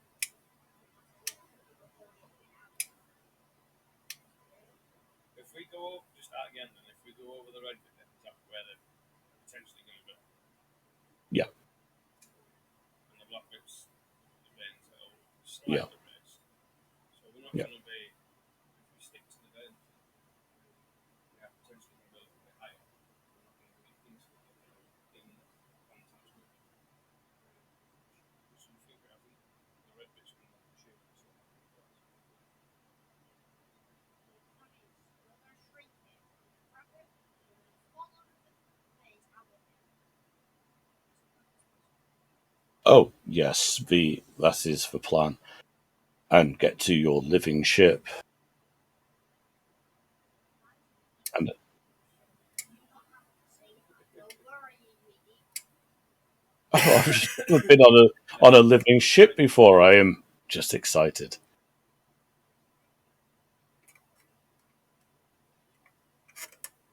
right, well, then we'll do that.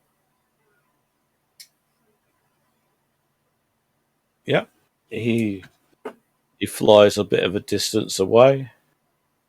Is he flying? Oh, yeah, he's flying. Oh yeah, he's flying, and he's flying a hell of a lot faster than you can.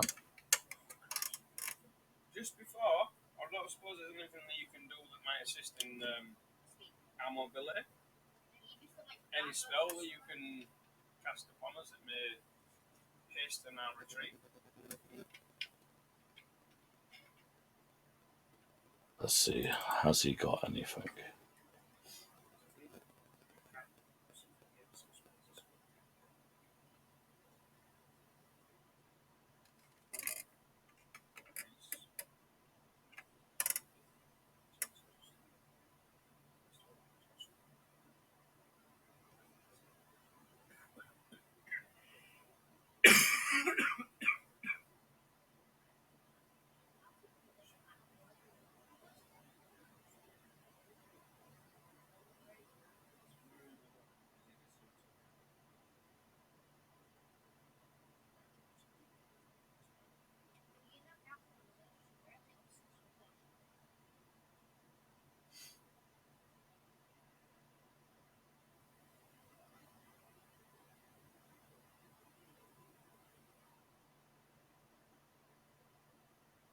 Fortunately, no.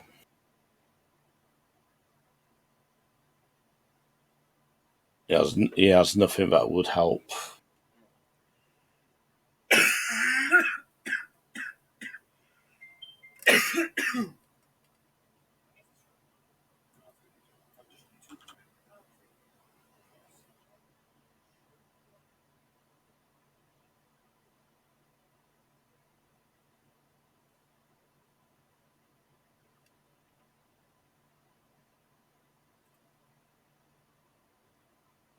So you're both medium-sized, right?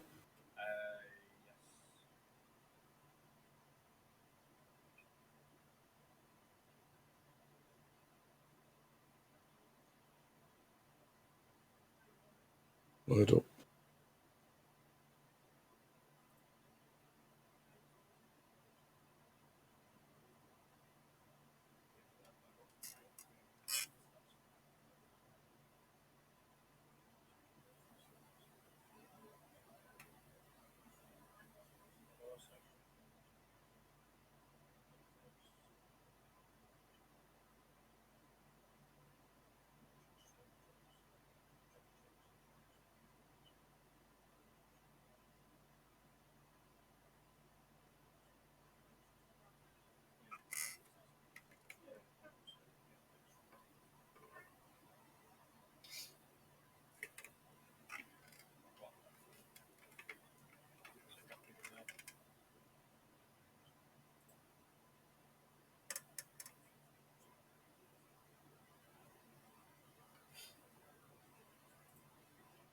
So your idea is to grab the orb and basically book it to the ship.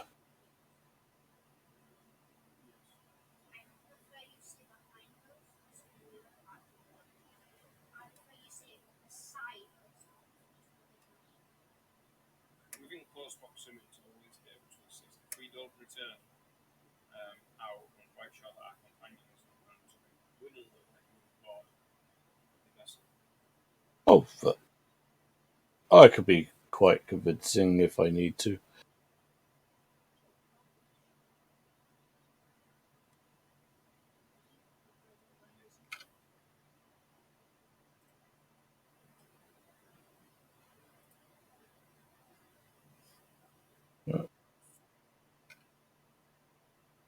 Ready?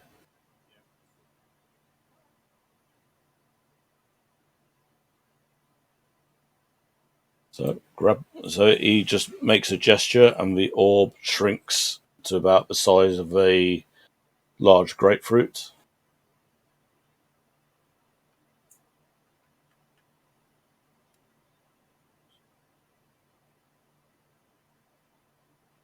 Grabbing it.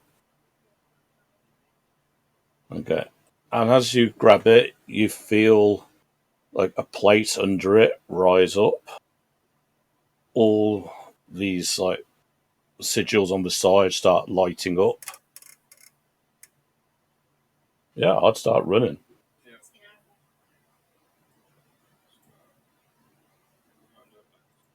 As you see, he's bursting through like the floor. Yep.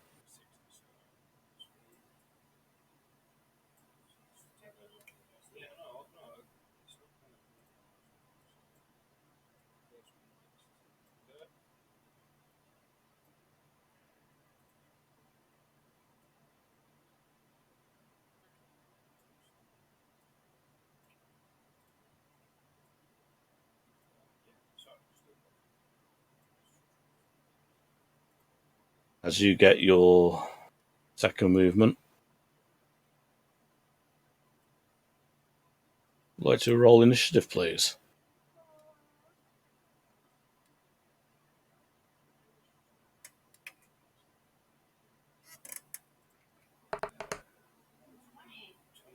And that's one. Oh, 19. 20. And I got 21.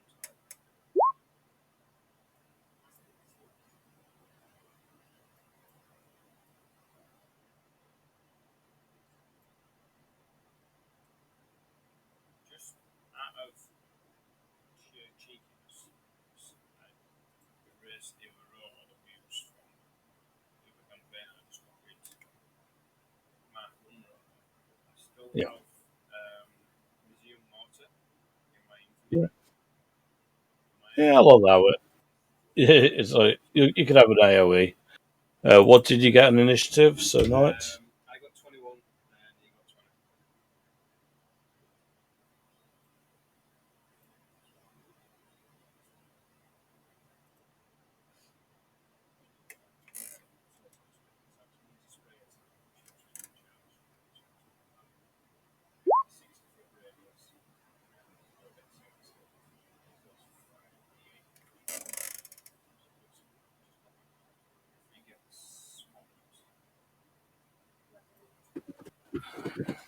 20. Okay, Rolo, your turn. So You see all around you bursting through are these horrific looking, almost like the fed bead made out of like molten sludge.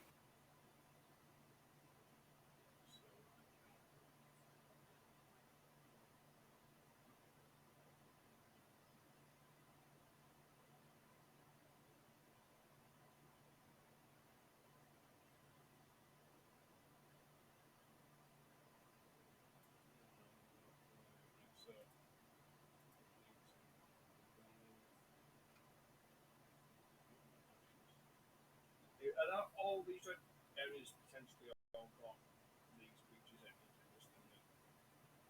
You don't know. They're only about 5 feet or so.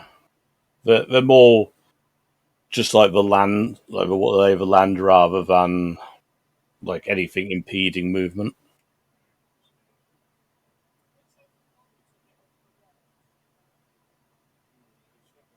Maybe you don't know how fast these things are yet.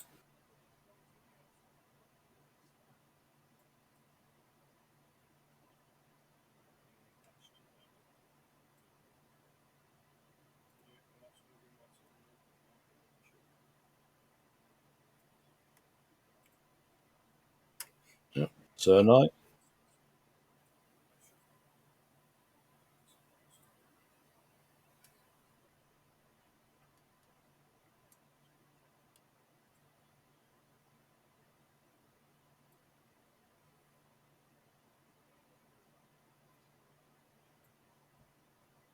and you see the creature that you made a deal with just zoom flying over you.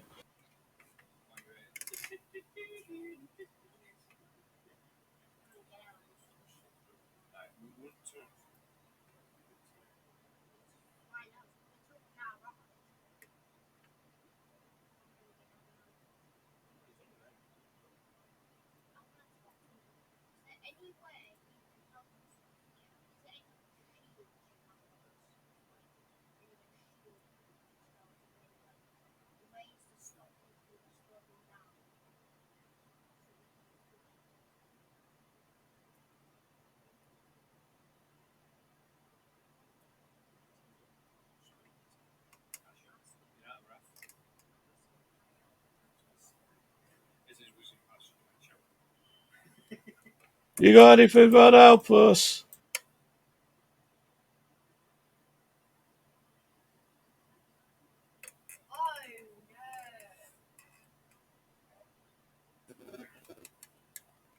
Oh no. Rolo, your turn. As you're running, you see around. You see all these creatures fly through the floor and running like at you.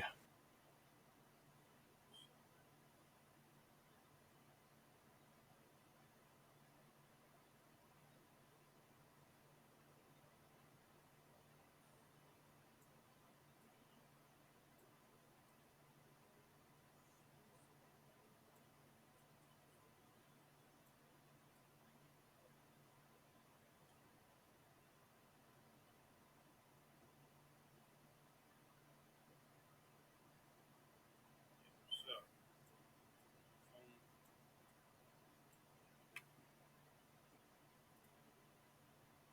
from there then, that's I'm going to shoot Museum Water, Yep. the Museum Bombard. So I was who's going to get these bottom 7. Yeah, so if I hit it there, it's a 60 foot. Oh no, it's 40 foot. Radius or diamonds. This is what I also put radius. Yeah, so that cat. All these, pretty much all of these ones All except of the them top is 3. there, yeah. From that central point. So it is. So have we got 260 feet. Each creature in the area must make a Dex 15 saving throw. Which takes 5d8 fire damage and fail. 5d8 if I would save or half as much save successful.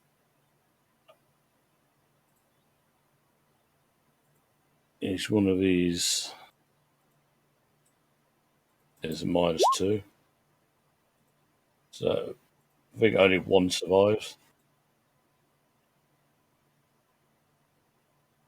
What's the DC on it? Sorry. DC 15. Yeah, so only one of them survives.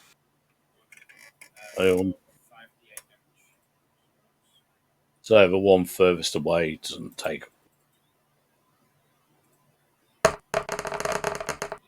Be 27. Yeah, that is enough. 27.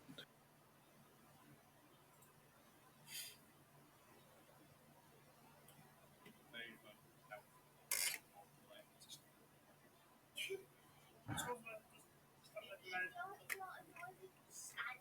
Recognize all of the line.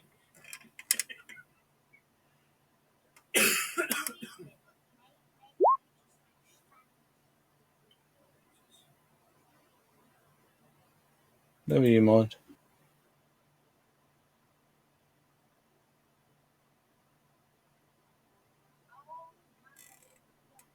That's how many more of us. So a lot of head when you go to people and then running out there. Oh, no.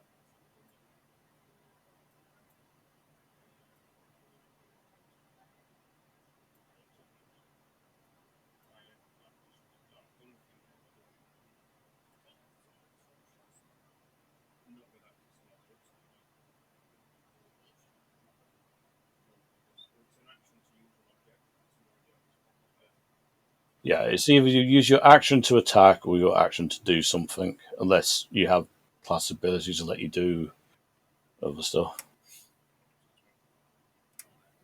So, Sir Knight.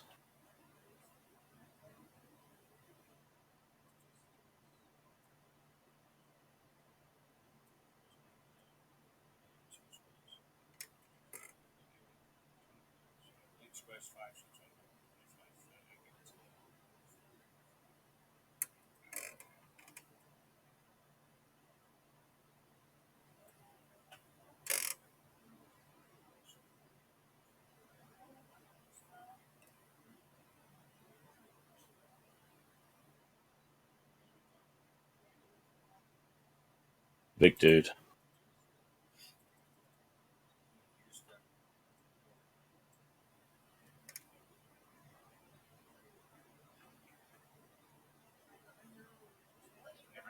Nines today. Unfortunately, 9 just misses.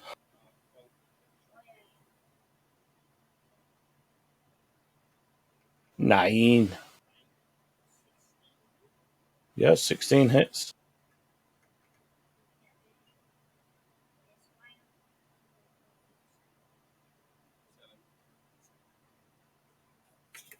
Okay.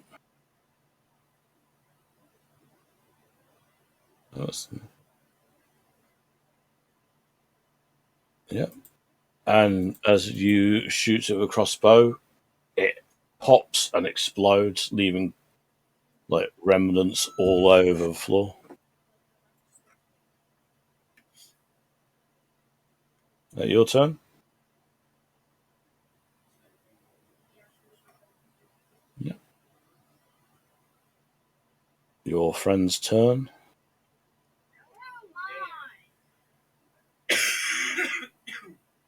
You could just wait there for And he just flies over. He was like, "Oh, well, you're taking a very long time." wait there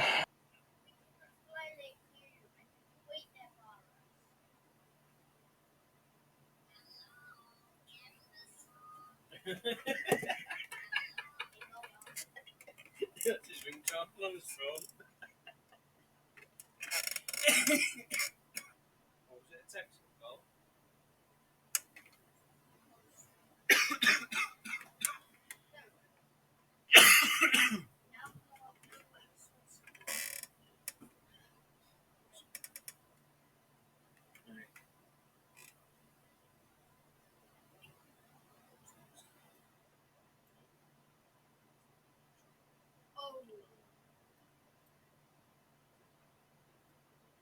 Your turn, Roller. I mean, you could run past and get an attack of opportunity if you really want.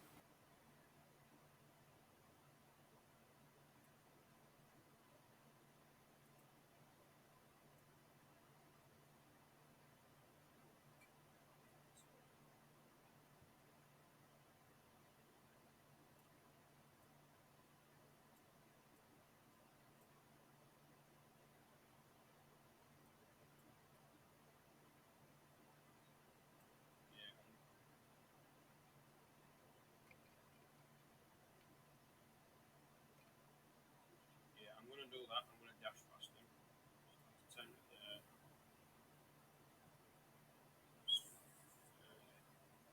16 hit. Nope. You see this, he's just trying to slam past as he runs past. He's like, "Well, dodges and just manages to carry on."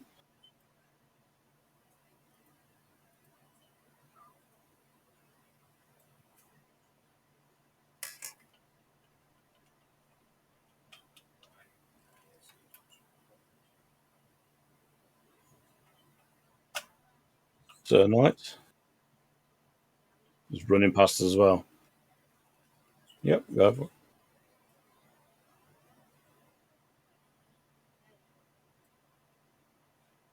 Yep. And the vampire will just. Oh, you are taking so very, very long. And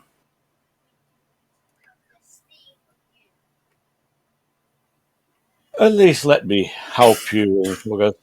And he just like, just sort of like, put his fingers to it and just gives like a real sharp whistle. Boys, boys, come here, boys.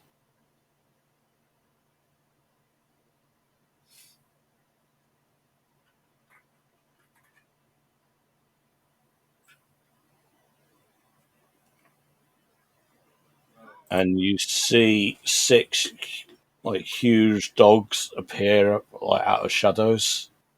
It's like, those 2 are with me. Keep the rest away, if you would.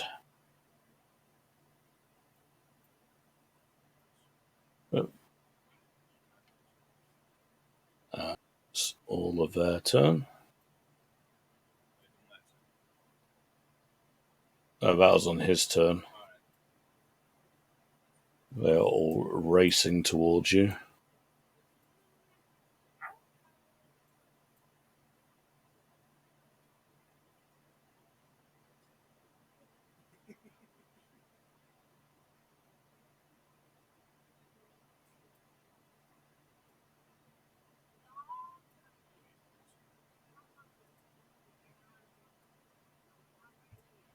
Hello, your turn.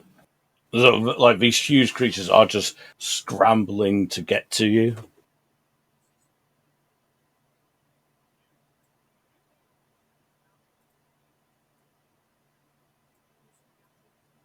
Yeah, that's me.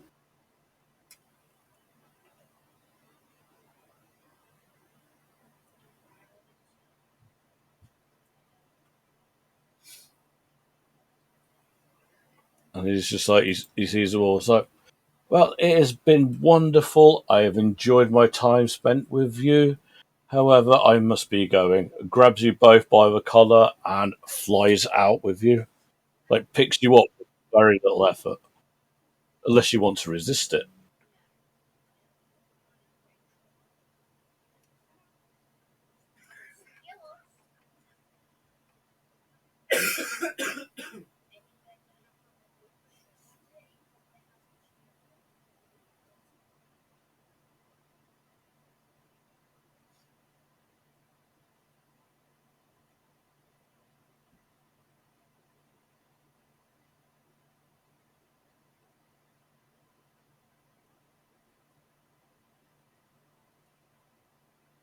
And you just about escape the cave before all these zombies just start clambering at the entrance, not really being able to work out that once the ground goes away, they could still chase you.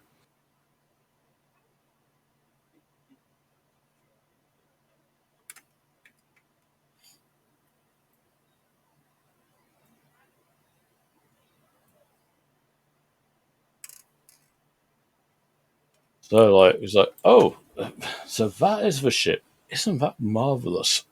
Like, quite sort of like roughly drops you down. It's like, oh, there you go. Well, Why did you and he's go away. to If you didn't ask.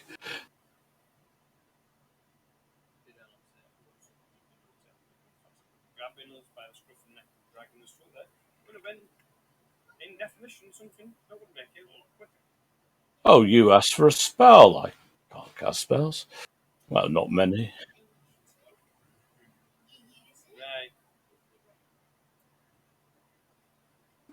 Right. My dear fella, you spend 1,000 years by yourself. You do not remember all the niceties, and you got away. So where's the harm? It's a business. We need our friends out of the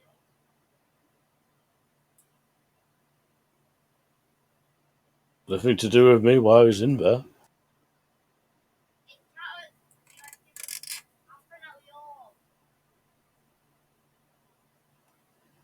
Crack it.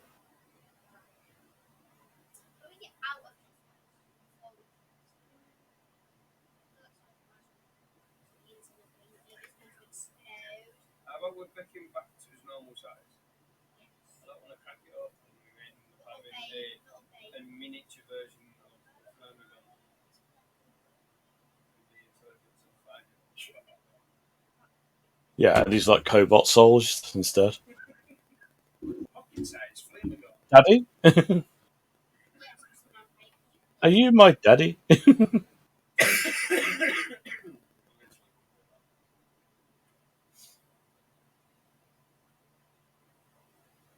That's helped you. What you want to do?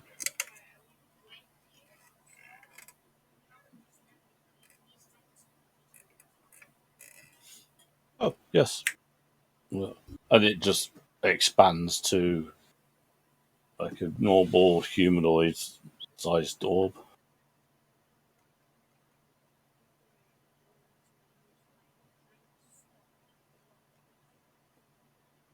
Yeah, go for it.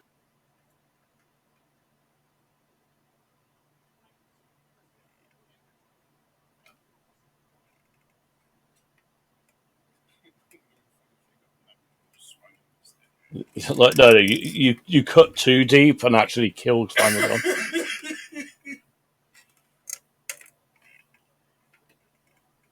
Yeah, yeah. Roll your damage. Yeah, that's enough. It's not a resilient sphere.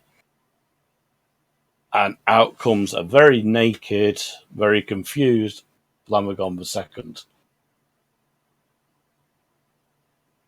I had the weirdest dream. Where are we?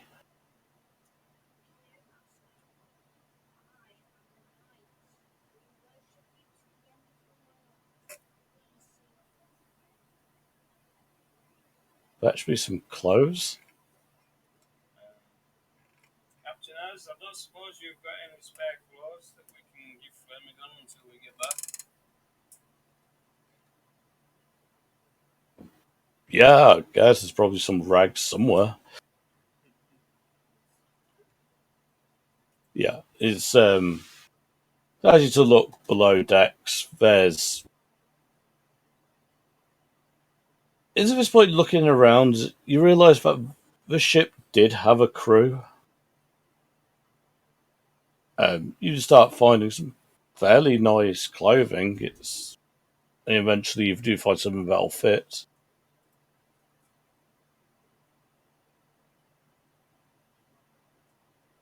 But yeah, you find some clothes for Flamagon and roll an insight check.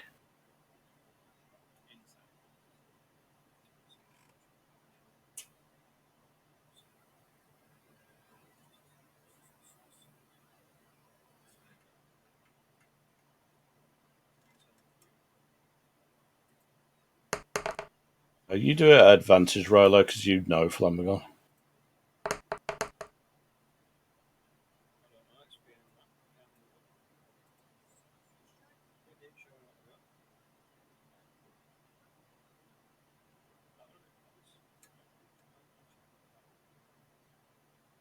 It rolled it, but then right in the bottom corner where the little button is for the extra dice thing, we're underneath that. And it didn't come up on screen as to what it was. That's weird. Oh. So the first one was an 8. It was absolutely fantastic. And the second was a 4. That's it now. It's Yeah. transferred. It's Flamagon's turned up and I've got all that bloody bad luck back. yeah. Flamagon's reappeared, and now you can't hit the broadside of the barn again. Yep, that's it. Flamagon is. He seems like how he was when you knew him before. Before we embarked on that day's adventure. Well, with an 8, you're not really sure. Yeah, so he didn't come across as the idiot that he was. Not quite.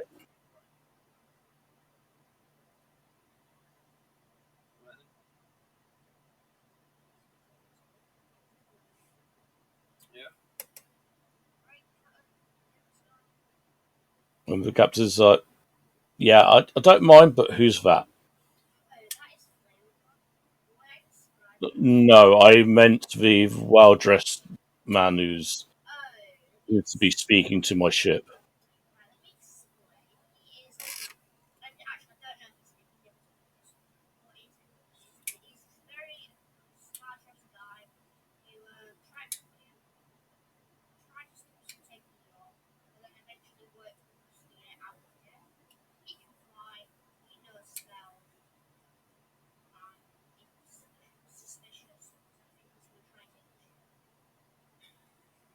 So you let him onto my ship to attempt this. Thought it might be good with strength in numbers.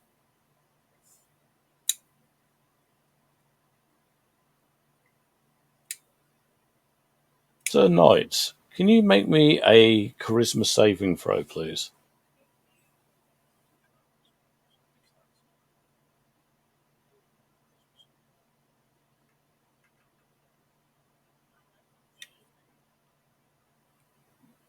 Yeah. Oddly enough, as your mouth is going, this being just looks at you and you just seize up. God, you are very chatty, aren't you? Be quiet for now. And he turns to the captain. While I may have various means at my disposal to take the ship if I so wished, I am willing to not take the ship by force and merely use it as a contrivance to return to Alexandria. If you allow me passage on the ship and invite me to be a guest on your vessel, I promise to do no harm to anyone on it while I remain here. And the captain's like, well, he says, you'll do no harm to anyone on this, and then until the next dawn. You see the creature just smile. It's like, we have an accord. The captain's, well, very well. I invite you to be a guest on my ship with all the rights and responsibilities henceforth. And he just gives a very sarcastic salute and just looks at you all and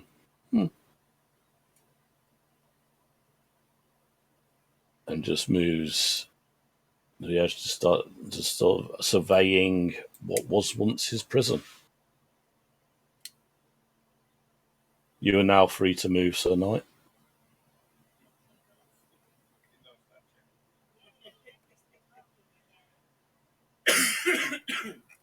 I'll turn to Flamagon and say, Flamagon, what's the last thing that you remember? Weren't we supposed to last? We were playing cards, right? Not quite. Oh. There was a deck of cards in which you had, which was somewhat unpredictable. And this is how you was in this place. One of the cards had teleported you, just you, not your belongings, but just you to this place. Hence the reason why we're not here. So to rescue. Yeah, so just before you blinked out of existence, you did manage to summon this gentleman who seems to be devoted to being your loyal knight. So, congratulations. Yay me. Well, Sir Knight, I accept your vow of service. Me and my friend here have been going on adventures for quite a while. We're more than free to join us, I guess.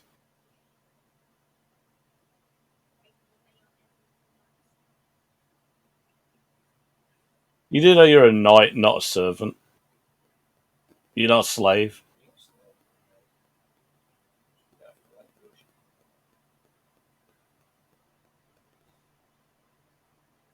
The captain says, well, I believe we can have a better environment for this sort of thing. And then he just bangs on the console again. And he goes, and the ship ends up outside of a port. It's daytime. The creature at the front just gives a hot, puts a cloak over his head and just like, the cursed sun. Well, it appears we're home at least. Thank you, gentlemen. It's been most rewarding. And then you just see him turn into a bird and then just zoom off in a direction.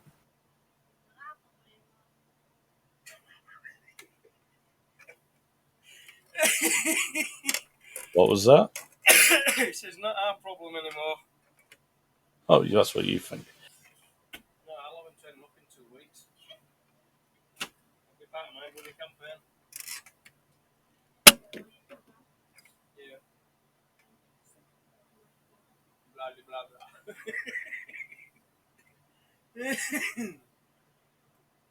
The captain takes you to a local dive to hear of your adventure in there.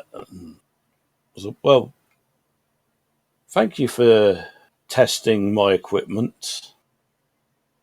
Um, what are your plans for now? We need to get Flamagon some gear. Thank you for assisting us getting us where we need to go. For us, it's just kind of picking up where we left off, just travelling the lands and just take us from there. Gentlemen, if I may be so bold, is it merely the lands you wish to travel? The lands were really the only things that we really ever really knew. After today's experience, we have this adventure. Land, sea, or air.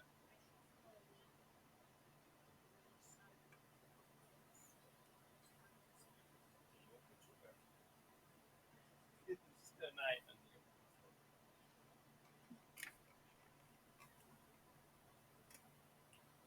and I'm. Let's cut to tax here. I'm seeking a crew. I have a star map. I do not know what is on this map, and I do not know what is there when we get to the locations on it. But I'm always keen for an adventure. If you go off, um, give me 6 months to get a crew trained up, and you can get yourself some gear and some funds for supplies. You are more than happy to join me on my quest through the stars. just out of curiosity, I noticed that after we did him back, we did only seem to be the only people on your vessel. By chance, what happens to your previous crew? Oh well, when I found the ship, she was really hurt, and I'm quite sure either the crew abandoned ship or she was forced to eat them to survive.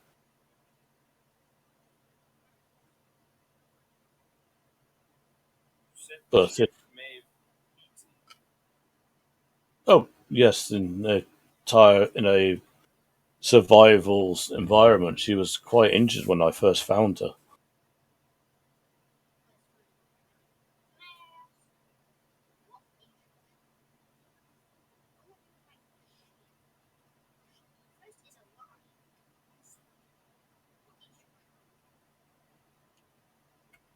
Well, I call her the pride of the skies. She told me the previous crew called her the righteous indignation, and the previous captain was a Bucky O'Hara.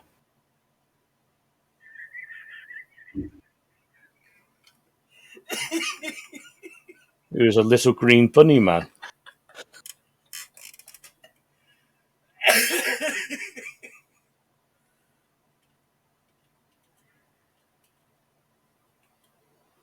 Just dead, so I knows exactly what it means.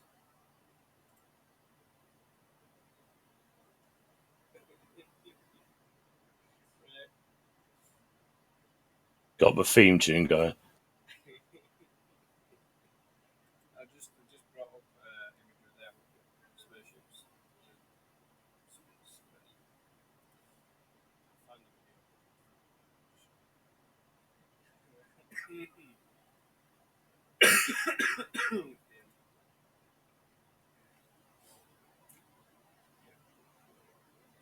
So I believe there was a problem with the photon accelerator.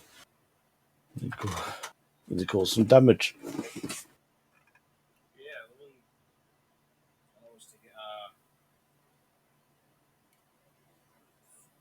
matters in order, gear up, and start a new adventure.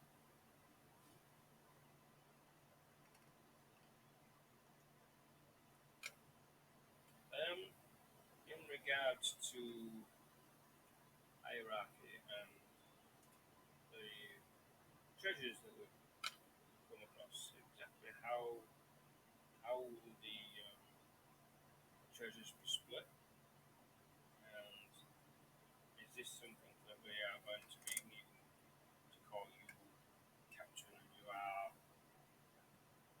with us all, or is this going to be a neutral thing between the three of us? Well, I'm going to be the captain because it's my ship and I have the hat. And he pulls out of one of his pockets, one of his very huge, oversized pirate hats with a very big feather. It's like, yeah, and you just hear this zzz, zzz, zzz. It's like, don't say it ain't coming off now.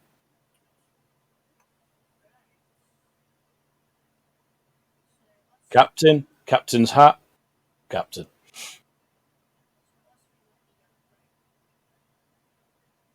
Or adventurers on my ship.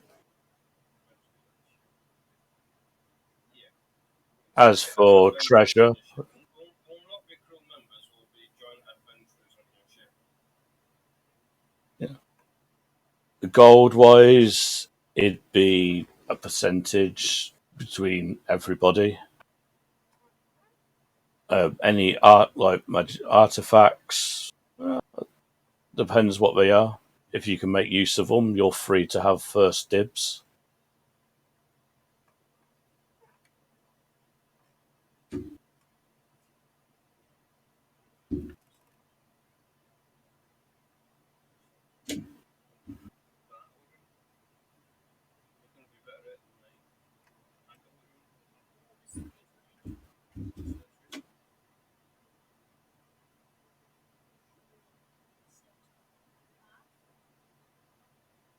Half for myself, certainly, and the other half between you and the crew.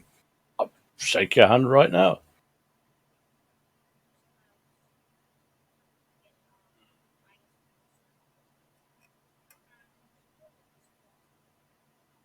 And what would that leave for everybody else? Half for you and your crew, and half for us.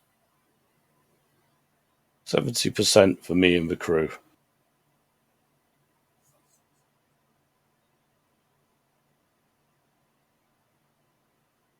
69%.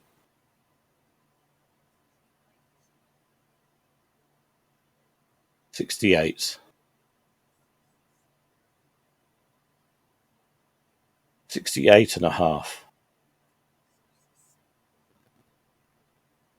75%.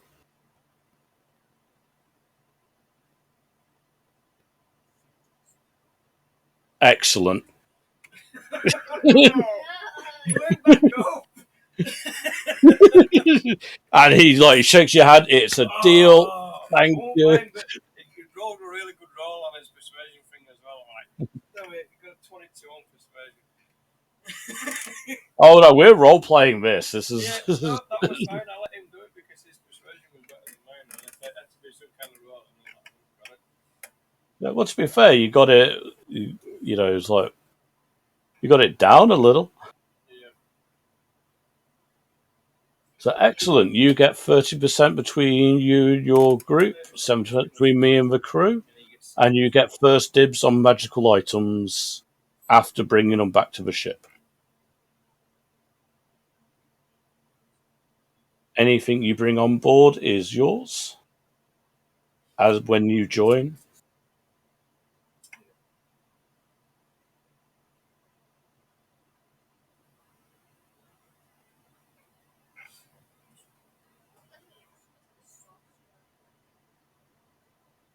Oh, I'm not a sorcerer. I'm an artificer. Oh, it's like I do magic, but with machines and cool tech gear.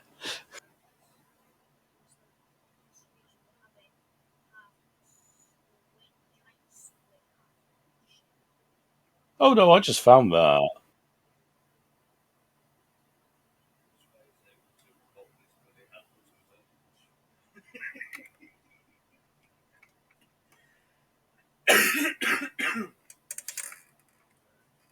But yes, you like shake hands after haggling a bit, and he's happy. He gives you 6 months to go away, come back, whatever equipment and that you can muster, while he goes and finds a crew. And then it was time you join him back, and you teleport to an unknown location somewhere in the universe. But this time with a crew behind your back. And that's where we'll end it. A happy ending for today. Fantastic. Yeah, so don't delete them stats for that character. Because possibly, yeah, just set I it up for could, doing that. well, I could do. Well, you I'm sitting there, setting that it goes up. a goody percentage if that's going to be that. I'll set it up like in the future if we do anything. It's like you could just be like, oh, here's something. But it's just a matter of having the time and inclination to sort of do it all. It's like, You've got 6 slots. So if you want to use the apps, obviously, just leave them tomorrow. We can print the sheets out. Need to play them so it's just in mine. It's like 20 shit. It's like 20 yeah, characters. well, I've just been able So I have to we were pay. having that the other day for the subscription for it. I didn't realise how cheap it was. Yeah, I've got 30 characters on mine, but I make characters like NPCs as actual characters. Like Mortraz is a real character, the one that whooped you.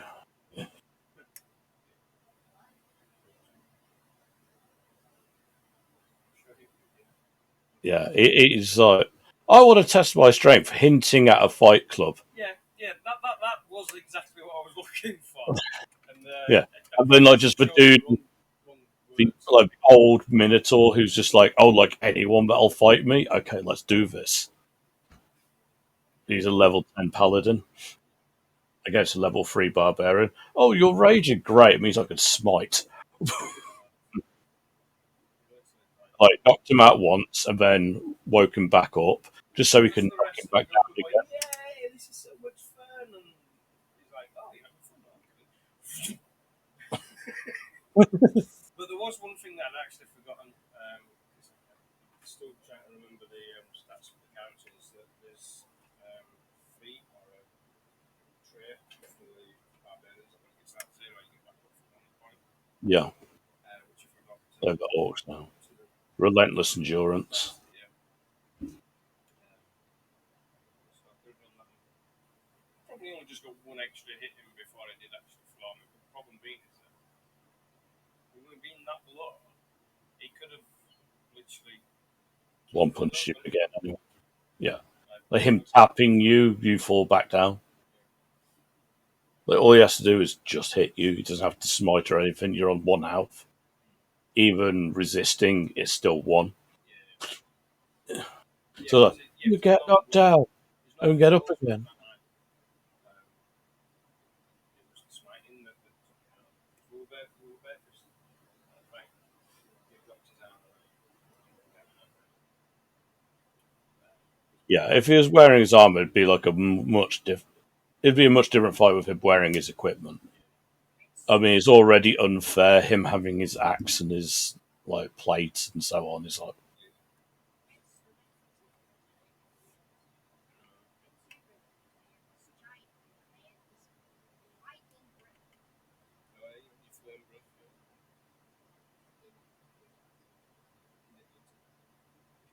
Well, you could have waited till everything got really close and then breathed on them all. Just be like, pfft.